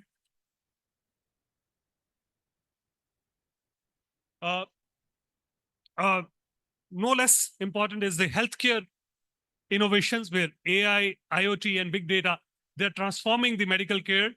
The diagnostics are being done in an AI-powered way. Telemedicine expansion is taking place. Wearable health tech, most of you are already using the wearable health tech, I'm sure. Quickly, I will go to, please, take to the next, yes. No, the previous one, please. Yes. So the challenges and ethical considerations. It is not without challenges that we are seeing the AI world, because every new innovation is bringing some new challenges in terms of ethical, as well as in terms of regulatory concerns. So I would just leave it here and go to the next one, which is the most important thing from me, because I am here more as a researcher, of course, policy-based researcher. But I want to give you certain themes to work on, and also some hypotheses for you to introspect.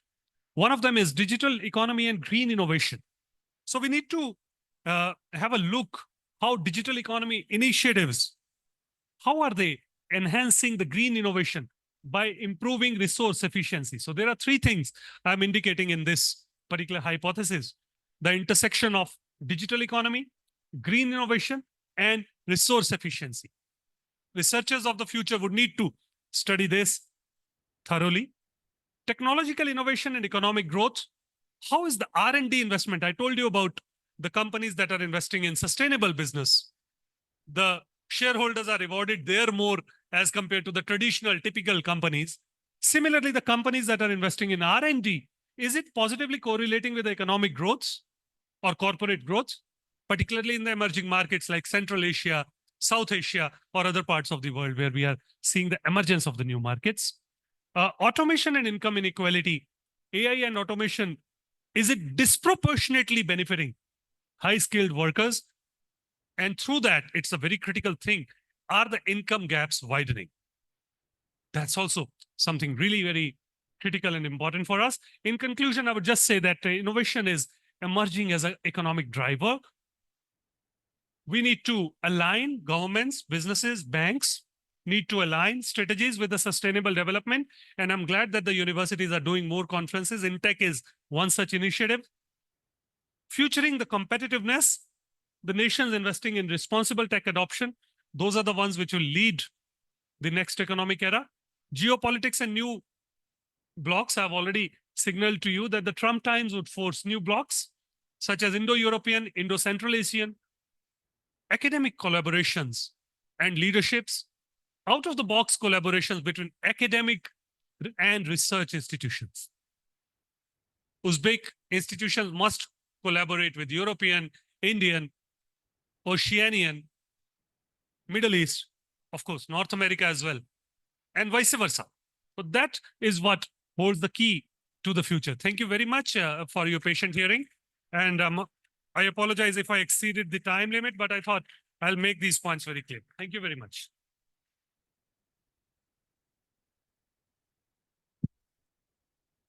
Thank you so much, sir, for the thought-provoking presentation. We're really grateful for your presence at this event.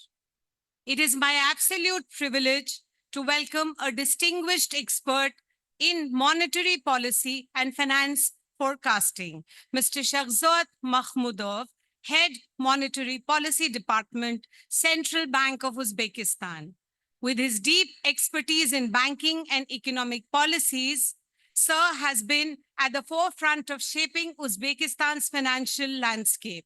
Today, he will be sharing his research on forecasting banking system liquidity using payment system data in Uzbekistan, a topic of critical importance for financial stability and economic planning. Over to you, sir. Can we put our hands together and welcome sir on this occasion? All students, please warmly welcome our presenter. Thank you.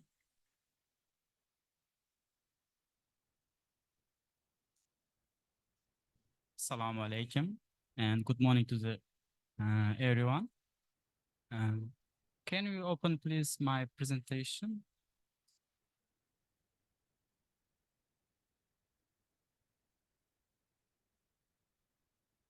Can we make it bigger?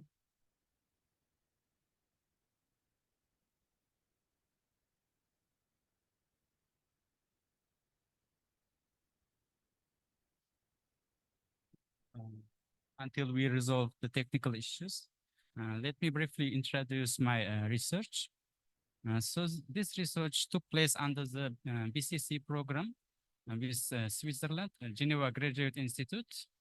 And the main idea of the research is to forecast time series based on central bank data and identify the best performing models among econometric and machine learning methods. Thank you. Does it? Yes. We'll firstly introduce, then I'll tell about data and methodology, results and conclusion. Let me check my.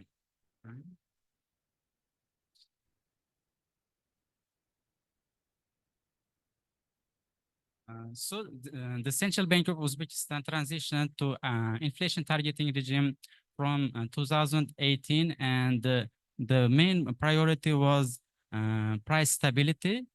To achieve this objective, the central bank, any central bank with price stability target needs manage the banking system liquidity. And I'll briefly stop at this term later. So the research goal is forecast time series using machine learning and econometric models and identify which ones work best for this kind of data.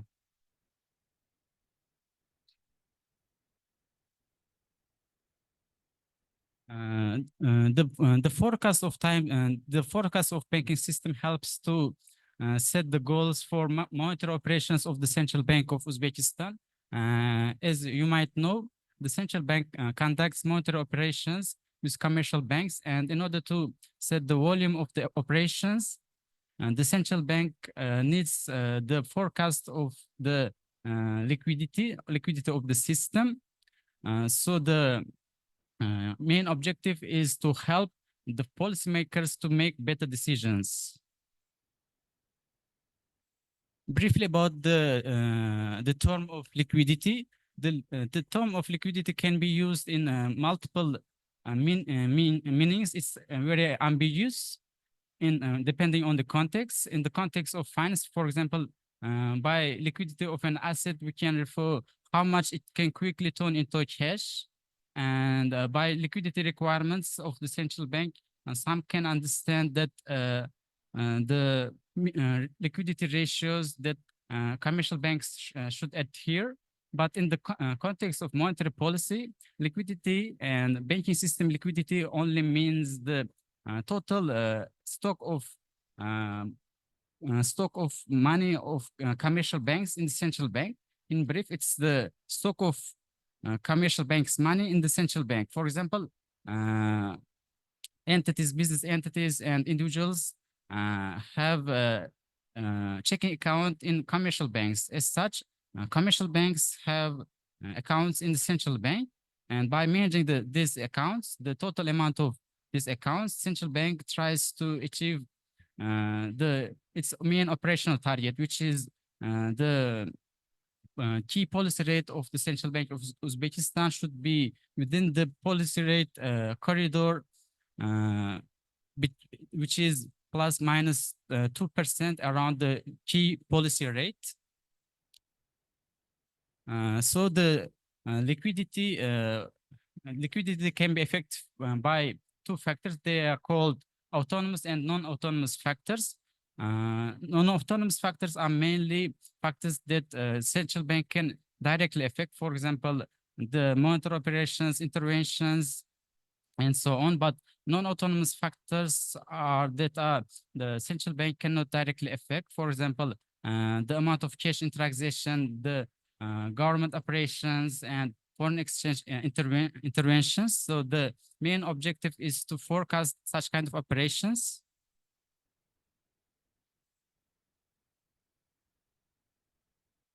So the key research question is how can an econometric and machine learning models can be used for forecasting this time series data, and which one of them can be used in practice. Of course, the methods used in this research can be applied in any other domain. For example, in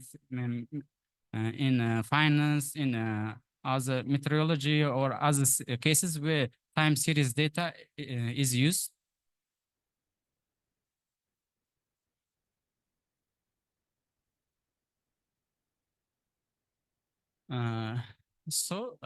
Data for this research is taken from the payment system of Central Bank of Uzbekistan.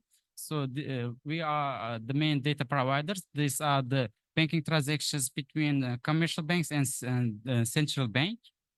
We construct time series from the transactions and calculate factors. And in next slides, I will show the transactions regarding to only cash transactions of central bank.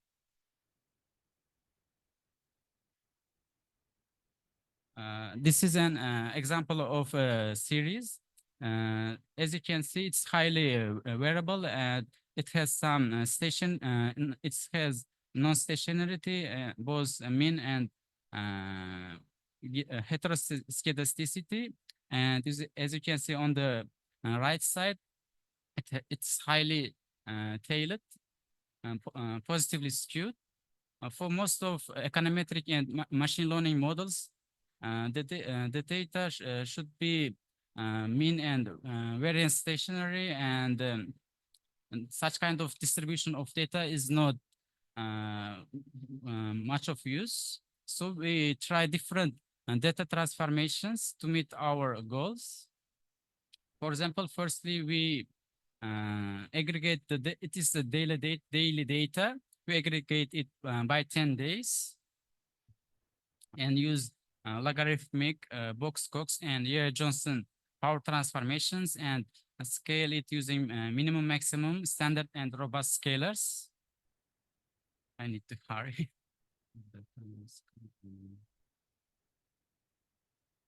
So after 10-day aggregation, as you can see, the variability somehow decreased and the distribution changed. And if we transform it using the Box-Cox transformation,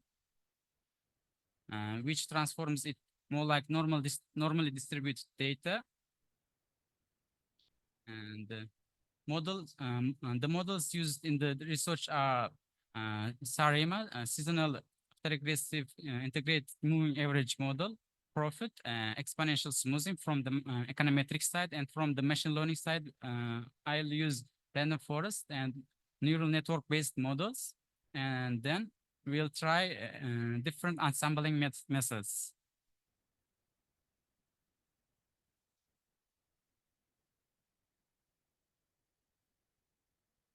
So seasonal ARIMA mostly captures the seasonal and non-seasonal patterns, and the hyperparameters of the ARIMA model are tuned with the auto ARIMA of Python, and using archaic information criterion, and the maximum likelihood estimation method was used to estimate the parameters of the model. Profit is developed by the Facebook, and it can automatically extract the trend, seasonality, and holiday components. And it was configured specifically to holidays of Uzbekistan, and it was estimated using maximum a posteriori estimation method.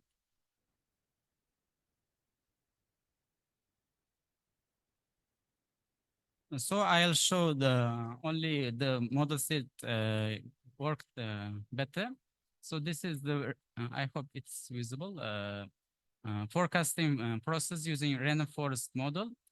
So in brief, we firstly load time series and feature engineer, extract some features based on time, for example, year and months and decade of the months, and then we split the data into train and test sets, and then apply power transformations and scalars. And as you saw, the data exhibited some trend. So we'll extract trend and cyclical components using Hodrick-Prescott filter. And for the trend component, we use ARIMA model to forecast. And for the cycle component, we use random forest regressor. For optimizing the hyperparameters of the random forest, we use firstly Optuna. We firstly grid search using time series, then Optuna, and the package Optuna, which is Bayesian optimization method, and then forecast the cycle. When we have both trend and cycle components forecast, we combine them and apply the inverse transformation and check the performance of models against test data. 5% of data was used for testing.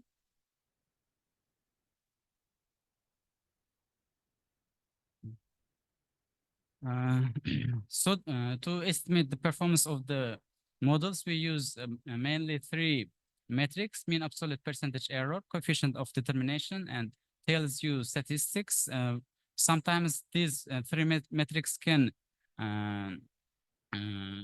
show different directions of models, and so that's why we use composite score to weigh these metrics. So coming to results, the best performing SARIMA model was with no power transformation, with min-max scalar, with mean absolute percentage error of 0.17. And we can see the out of sample forecast here. And the 95% confidence intervals are provided. Profit model's results was better achieved with Johnson transformation with min-max scalar. And you can see the out of sample forecast. And random forest, we can see it was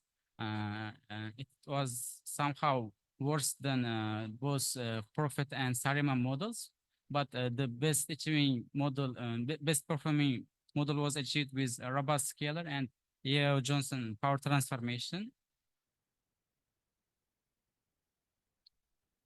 And this is the results.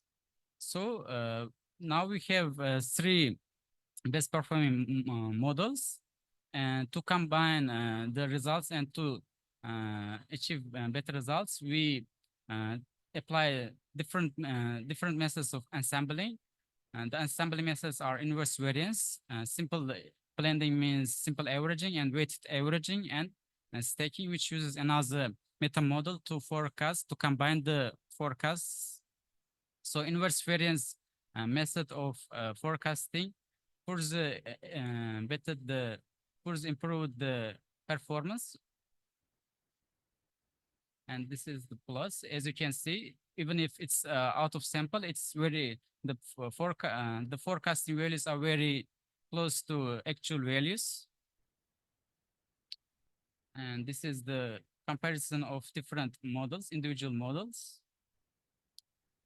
So as a result, the best individual performing model was Sarima with mean absolute percentage error of 0.17, and ensemble of inverse variance outperformed individual best performing model with Sarima with mean absolute percentage error of 0.16, and this is statistically significant. The difference between models is statistically significant. Neural networks underperformed, possibly due to hyperparameter optimization issues. So in the future, we aim to explore more advanced neural network models, incorporate some multivariate and structural models, and enhance the ensemble models for better accuracy. So the working paper was published in the REPEC platform. You can access it through this URL and QR code, and the implementation in Python also is available at GitHub. So special acknowledgement to my academic supervisors from the University of Toulouse and University of Geneva, and this research took place, as I said, under the BCC program, bilateral assistance and capacity building for central banks, and Switzerland's State Secretariat for Economic Affairs, and with the help of Geneva Graduate Institute.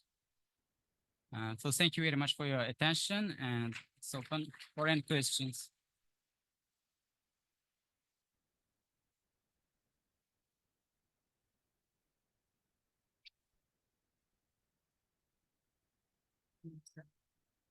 Thank you, sir, for an impactful research orientation for the audience. Can we put our hands together and thank sir for the effort he has made for the day? With this, I invite Dr. Shalki for taking the event forward towards a panel discussion by experts of the day. Dr. Shalki, please.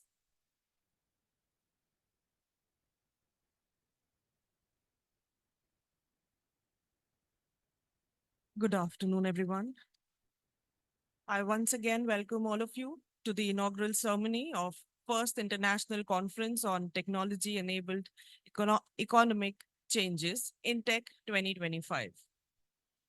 Taking the program forward, esteemed dignitaries, distinguished guests, ladies and gentlemen, it is time to invite our distinguished panelists for an insightful discussion on tech-driven economies revolutionizing banking and monetary systems.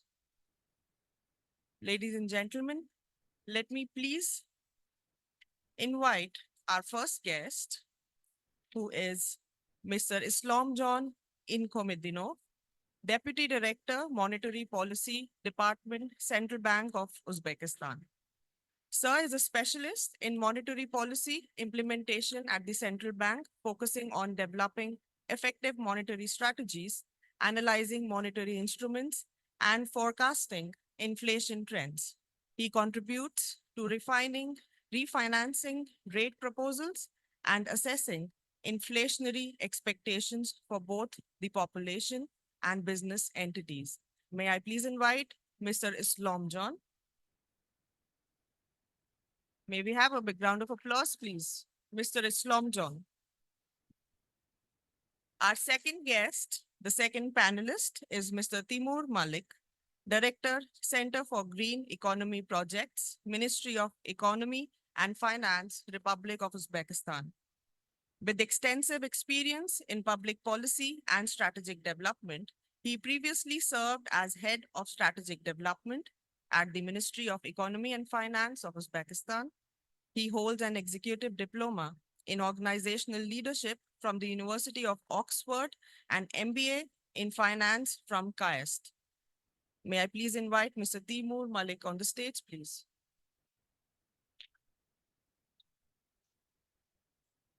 Our next guest, ladies and gentlemen, is an academician, Professor Rajneesh Clare, Professor of Commerce at Motilal Nehru College, University of Delhi.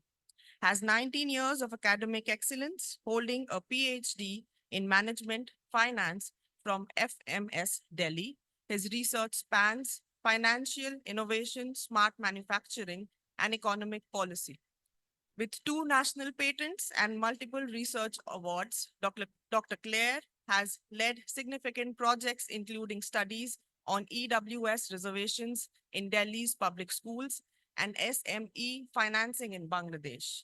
His contributions continue to shape academic discourse and nurture future finance professionals. May we have a big round of applause, please?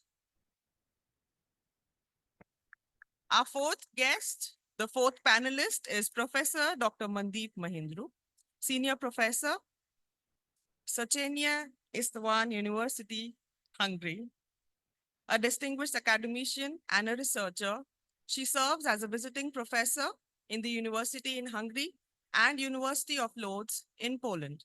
With extensive expertise in financial well-being and sustainable economic development, Dr. Mahindru has contributed significantly through research publications and international collaborations.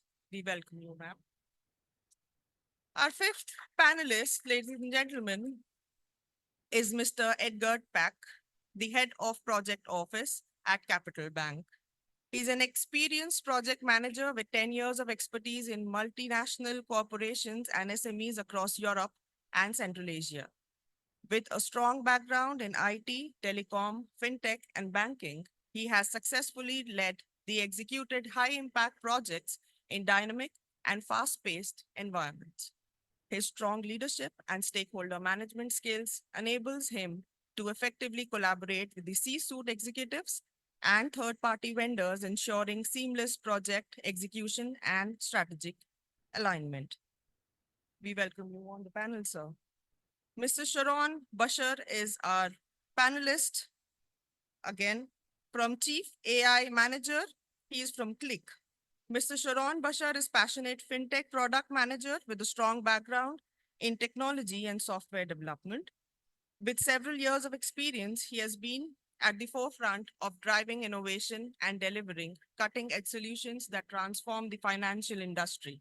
Mr. Bashar brings a global perspective to the panel, to fintech innovations, ensuring seamless integration of technology and business objectives. May we have a big round of applause for all our panelists here. This panel, ladies and gentlemen, promises to be a transformative dialogue, fostering collaboration and exploring innovative solutions to reshape the future of education and industry integration. I would also like to introduce our moderator of the day, Dr. Rajneesh Clare. He is an associate professor at Amity University, Tashkent, with over 15 years of teaching experience and a year of industry experience. He has a postdoctorate from the Infrastructure University, Malaysia, and holds a PhD and MPhil from NEPA with advanced degrees in international financial economics from the University of Glasgow and international business from Dublin Institute of Technology. He is also a member of the Indian Econometric Society, His research focuses on international economics, economics of education, globalization in higher education, and applied econometrics. Dr. Rajneesh, we hand over the session to you, sir. Thank you. Thank you very much, Dr. Shalki. I'm privileged to moderate this panel discussion. I'm very honored that I'm having such a fantastic gathering of academicians, of practitioners and policymakers.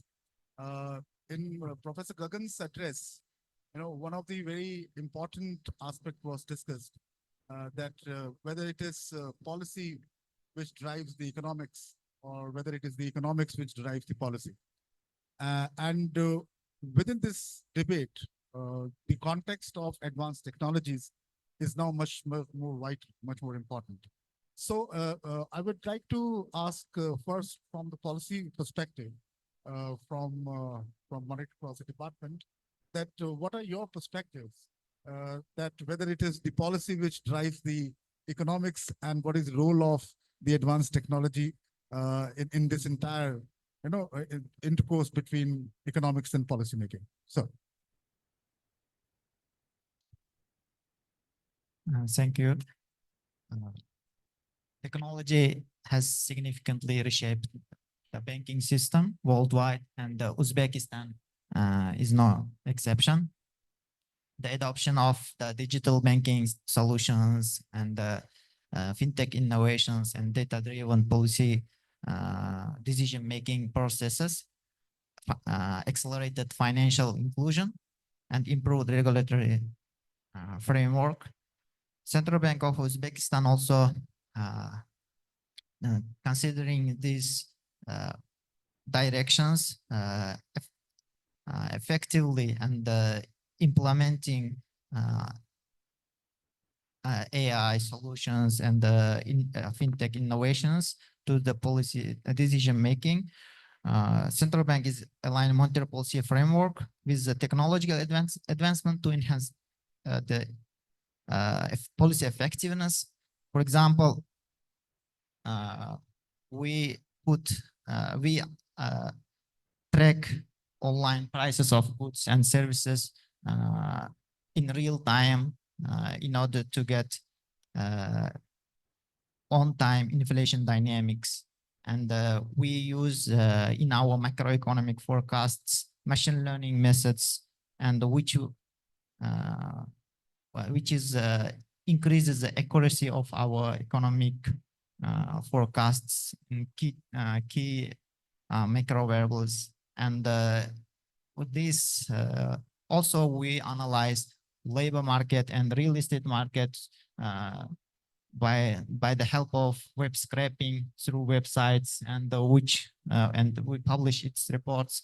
And all of them, the technological advancements is helping to react the economic condition to real economic condition on time.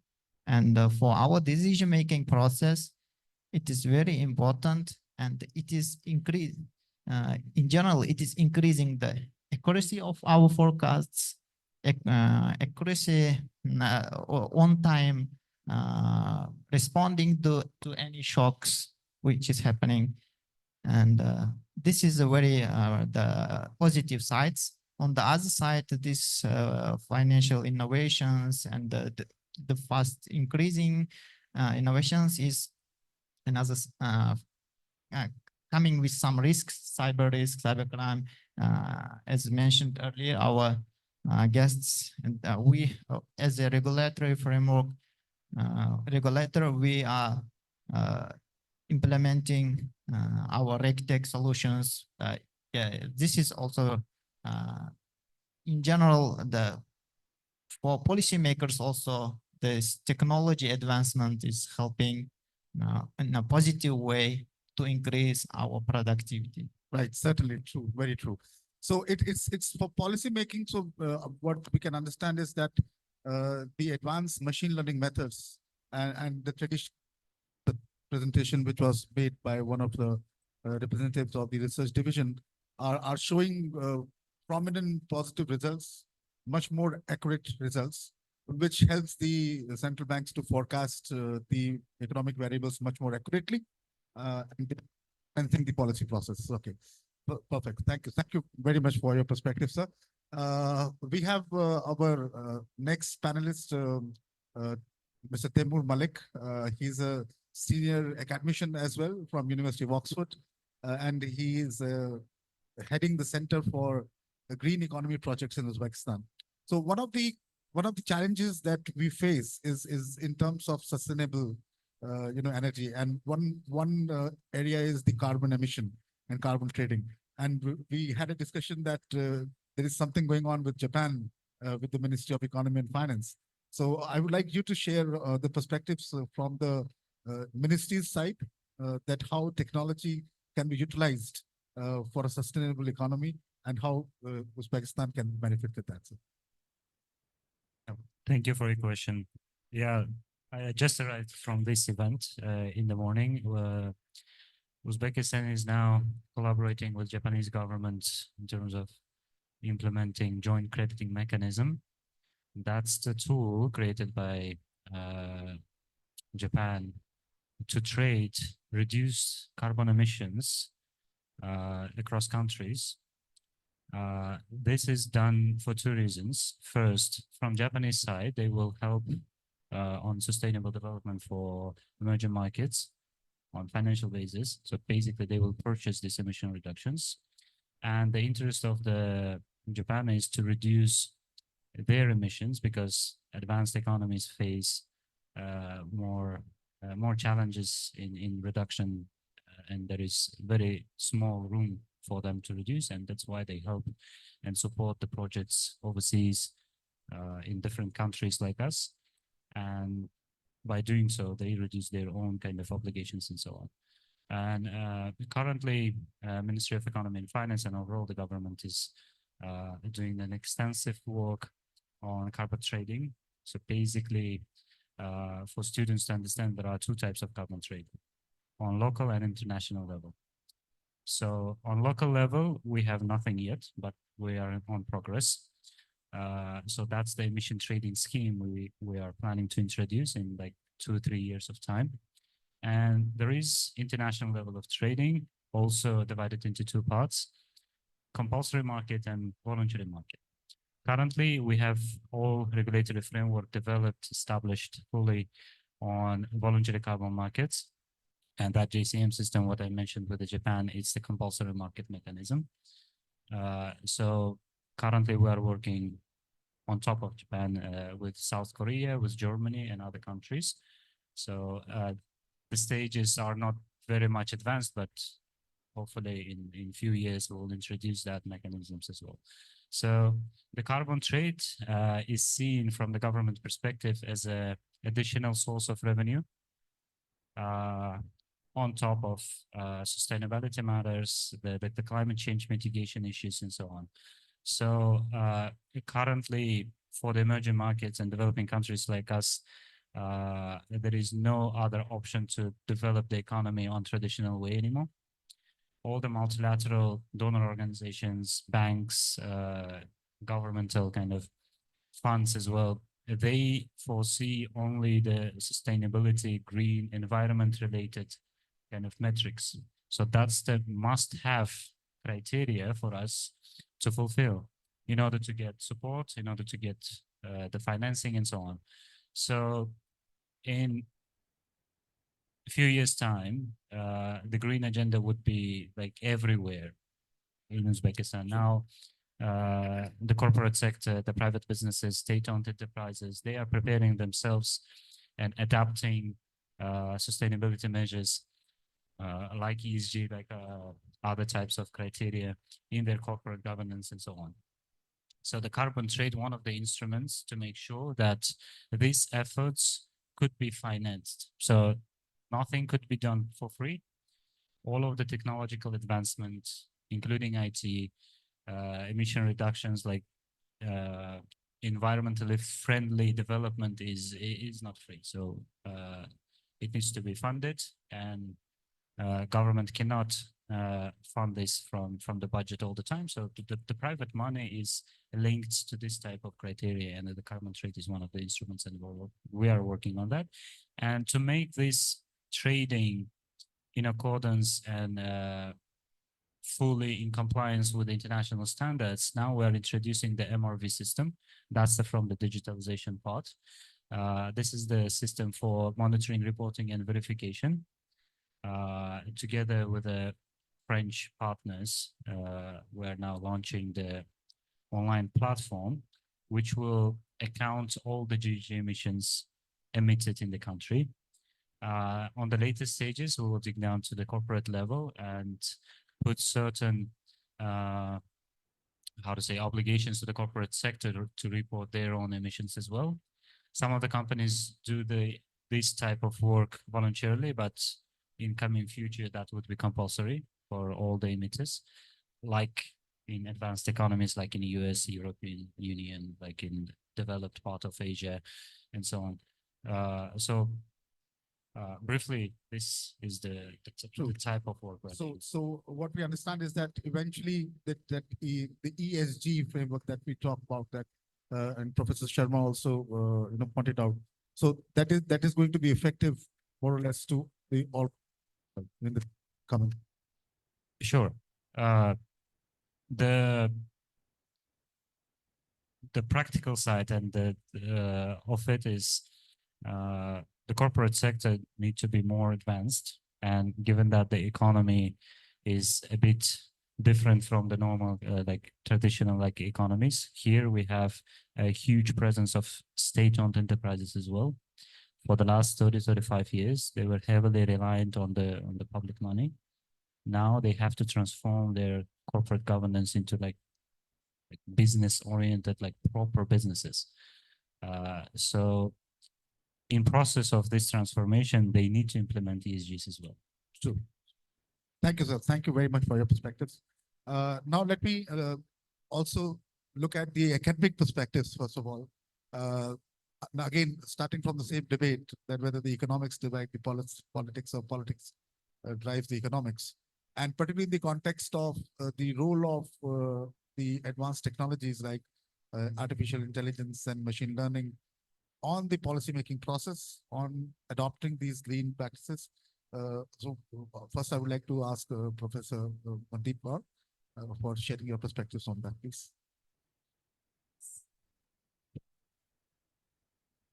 Thank you so much, Professor Rajneesh.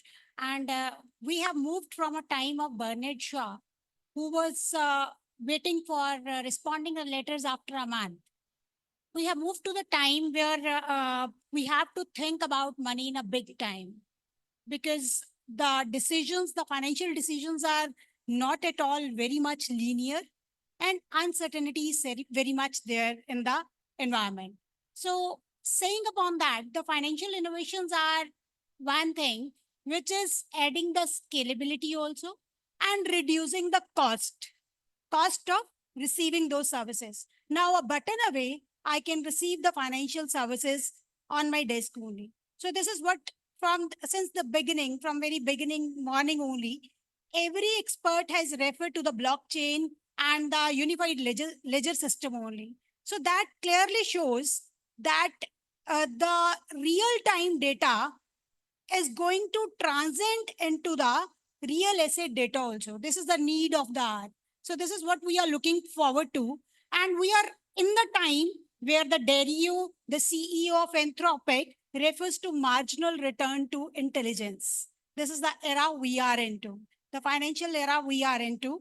And they are shaping the financial innovations in terms of the digital currencies, the central bank currencies, which are coming into over there, in the form of P2P lending over there, and in the form of the digital wallets also. You name anything, you will find a button away. So this is the innovative era of finance where we are leading into.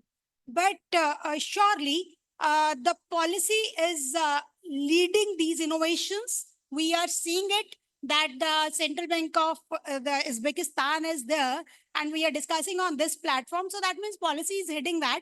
And the academia is also not far behind in referring to the some of the interventions which the real data, the real forecasting must look forward to. So that is what I am positive about, that scalability, the cost of reduction of this data is something which we are going to encash upon.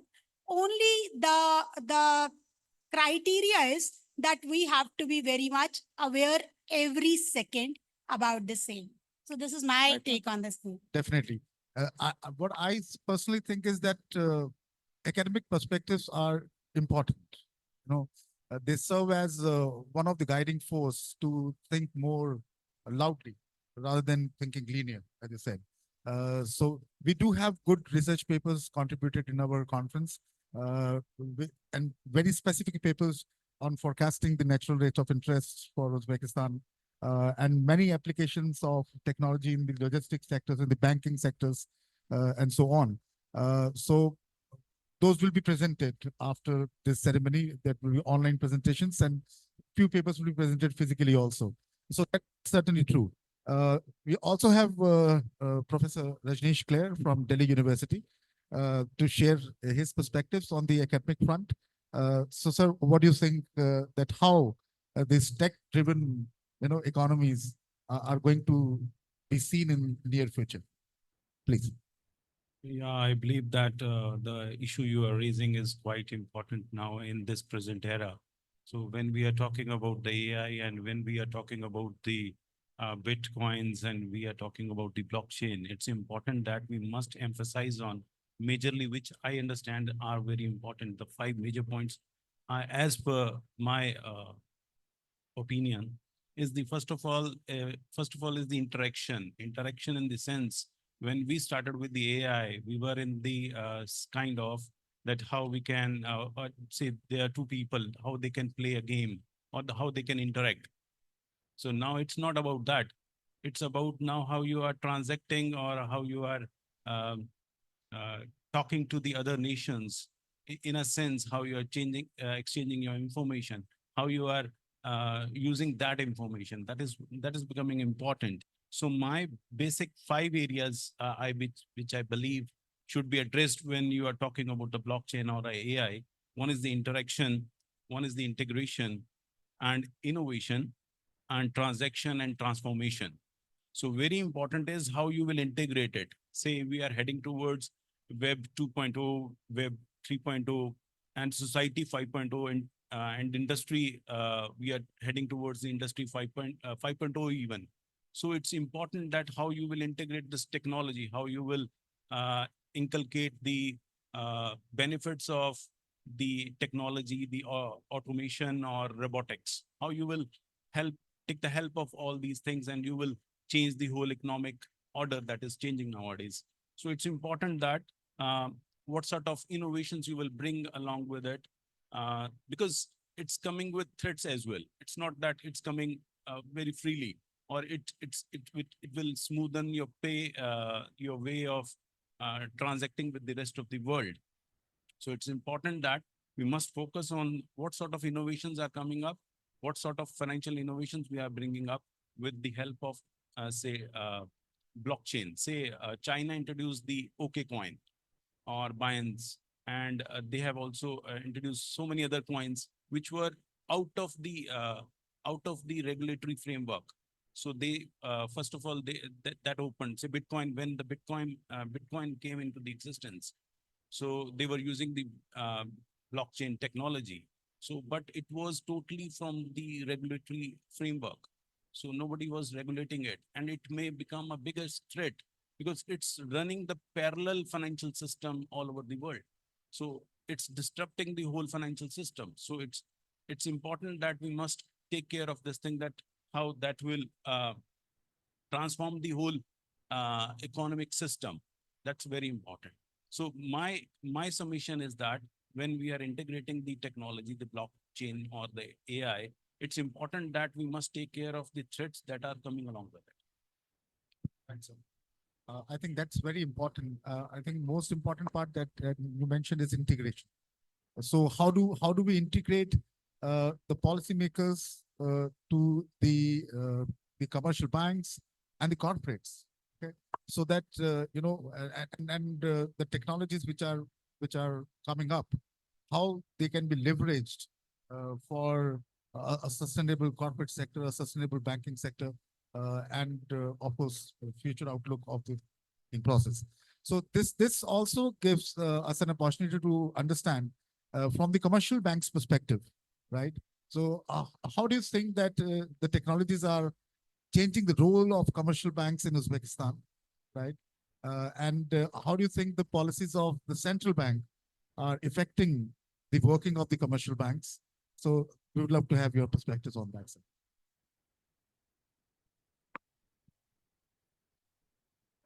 First of all, I would like to say that technologies impact commercial banks very significantly, and it's simply impossible to ignore that. We, as a commercial bank, implement technologies everywhere. For example, when you come to us and want to take a loan from the bank, most likely the decision will be taken by artificial intelligence. Yeah, The it means final robots, yeah. the final decision will be approved by a human being nowadays.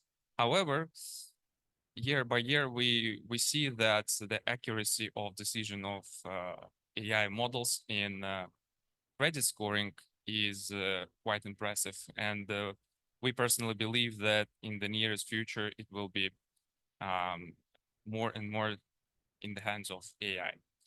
The next aspect of technologies and how it affects commercial banks, when you contact the call center, most likely you will be talking to a real person who is guided by AI. So whenever you ask the question, every operator has multiple options what to answer. And these suggestions could be given by AI. And this is not the future. This is what we have nowadays in our bank in terms of AI technology. But it's becoming more challenging, or is it becoming more easier for the commercial banks? Well, I would say it's becoming more challenging because these technologies are quite sophisticated to implement. So we need brains to do that. So we need experts from different markets there. That's why we attract people from different regions because we don't have that much expertise on our local market. There is no such universities for AI. Maybe they are on a roadmap. Maybe in Amity University, you also have some faculty. Here comes the role of the education sector, not just one university. Yes.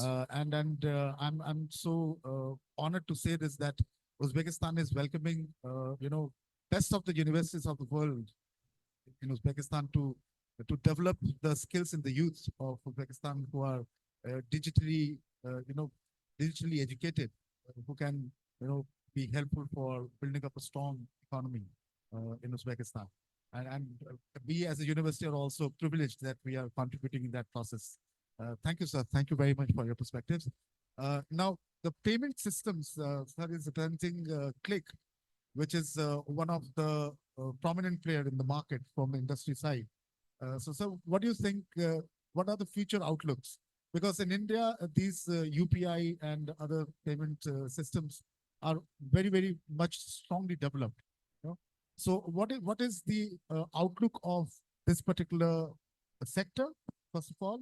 And from the corporate perspective, how do you think that it can be strengthened? And what are the challenges that you think that this particular market and this particular industry is facing?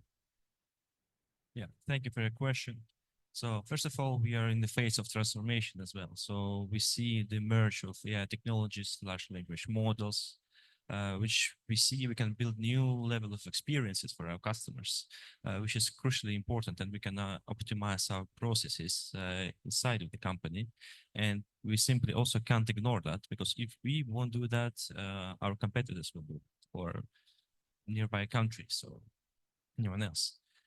Yeah, so we're also looking forward to introduce more and more AI-driven experiences and just to transition from data-driven to AI-driven approach in the company.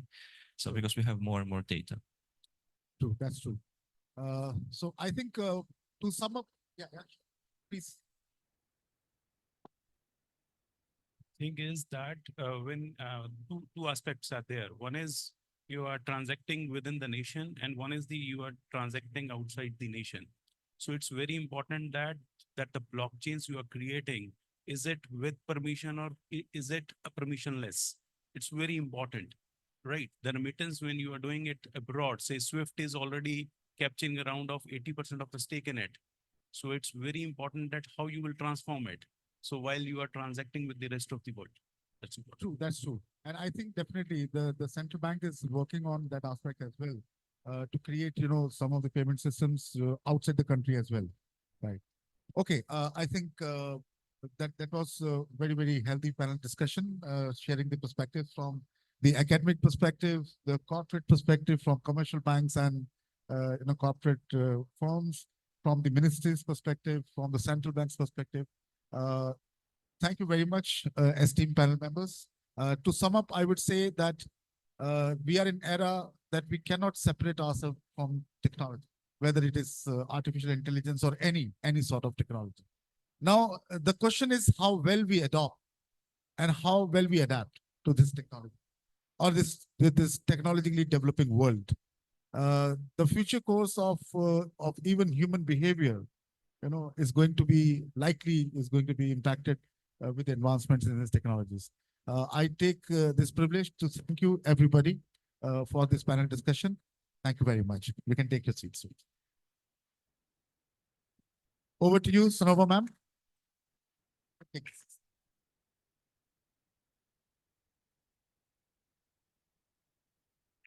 Thank you, Dr. Rajneesh, for wonderfully moderating the session. I'd like to thank all our panelists, Mr. Islam John, Mr. Timur, Professor Rajneesh, Professor Mandeep, Mr. Edgar, and Mr. Sharon for joining us here and giving us insightful discussion and valuable remarks. Ladies and gentlemen, this was an insightful discussion on tech-driven economies, revolutionizing banking and monetary systems. Moving forward, I'd now like to call upon Dr. Sanobar to take the program forward. Thank you so much, ma'am. Thank you, the panelists. Been wonderful, and I'm sure they've added to the insights for the day. It is time to acknowledge the presence of the dignitaries for the day and invite ma'am and director sir on the chair of the conference, Dr. Naina Chaudhary, along with our director, Amity University in Tashkent. Sir, please join us on stage for the felicitation ceremony. Can we put our hands together and welcome sir and ma'am on stage?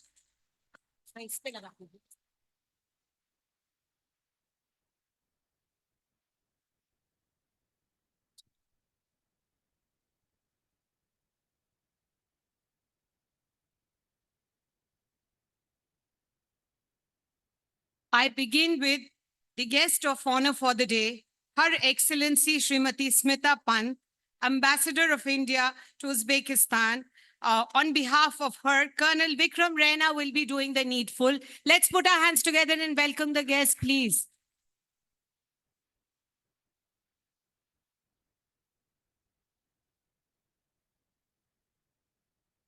Thank you, sir. We're indebted to ma'am for sharing her blessings and guiding us throughout the event.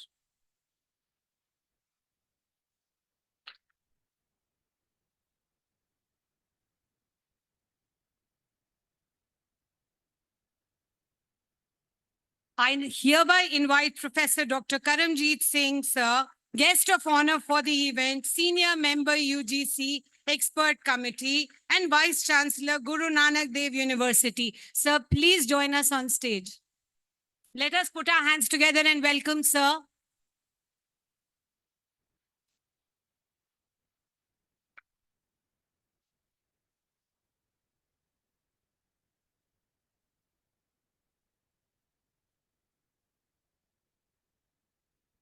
The Amity family is absolutely delighted, sir, with your presence. Thank you so much for the valuable inputs.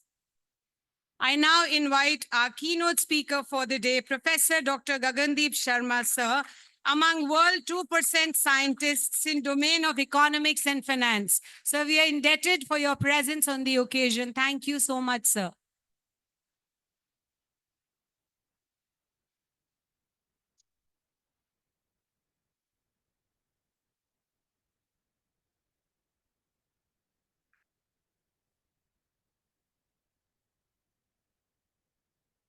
Next in line, we have our distinguished expert, Mr. Shakhsot Mahmudov, Head of Division of Monetary Policy Research, coming up on stage. We are really thankful, sir, that you came, you took your valuable time out for the event.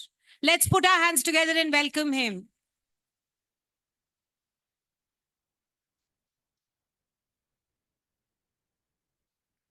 I hereby invite Mr. Islam Jom Inhomuddinov, Monetary Policy Department, CBU, to please join us on stage. We thank you, sir, for your presence and your valuable time at the event. I invite Mr. Timur Malik, Director of Center for Green Economy Projects, Ministry of Economy and Finance, Republic of Uzbekistan, to join us on stage for the event. Let's put our hands together and warmly welcome sir and thank him for his presence on this auspicious occasion at Amity University in Tashkent.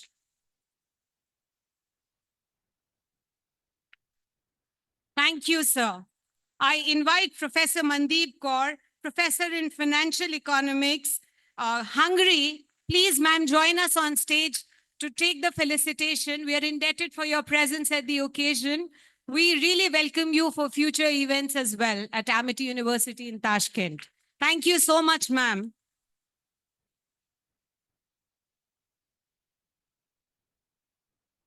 Let's congratulate ma'am warmly, please, students.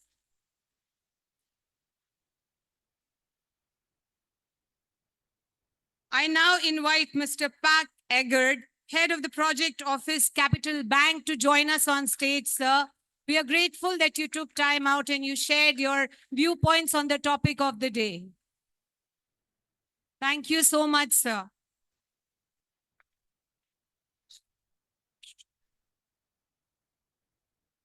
I invite Mr. Sharon Bashar, Chief AI Manager, Click. Please join us on stage, sir. We want to acknowledge your presence for the day.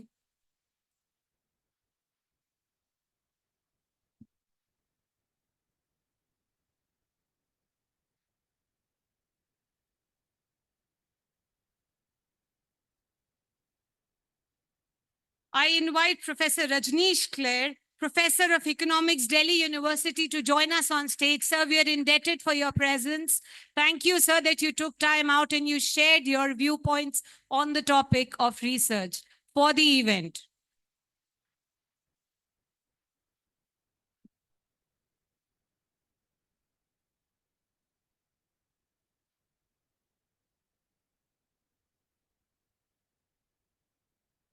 Our sincere gratitude to all the Amity team organizers, along with ma'am's guidance. We are really grateful that we are able to organize it for 2 days. And we look forward to insightful inputs from the research papers being presented. Huge round of applause for the entire team. I'm inviting.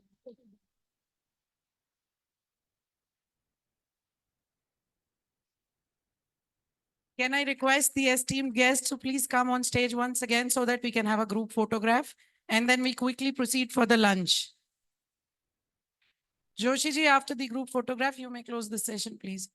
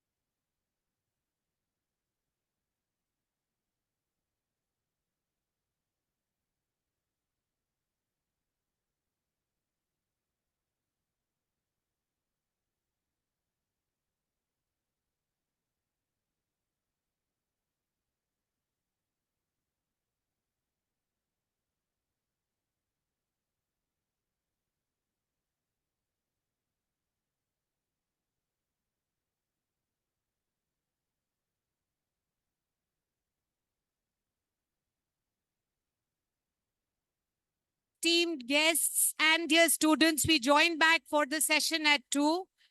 Lunch break is being announced now, but we gather back at 2. The physical paper presentations will be in room 202. So the authors who are presenting their papers physically should gather in room 205. Room 205. I request organizing team member faculties to please guide the guests towards the lunch menu.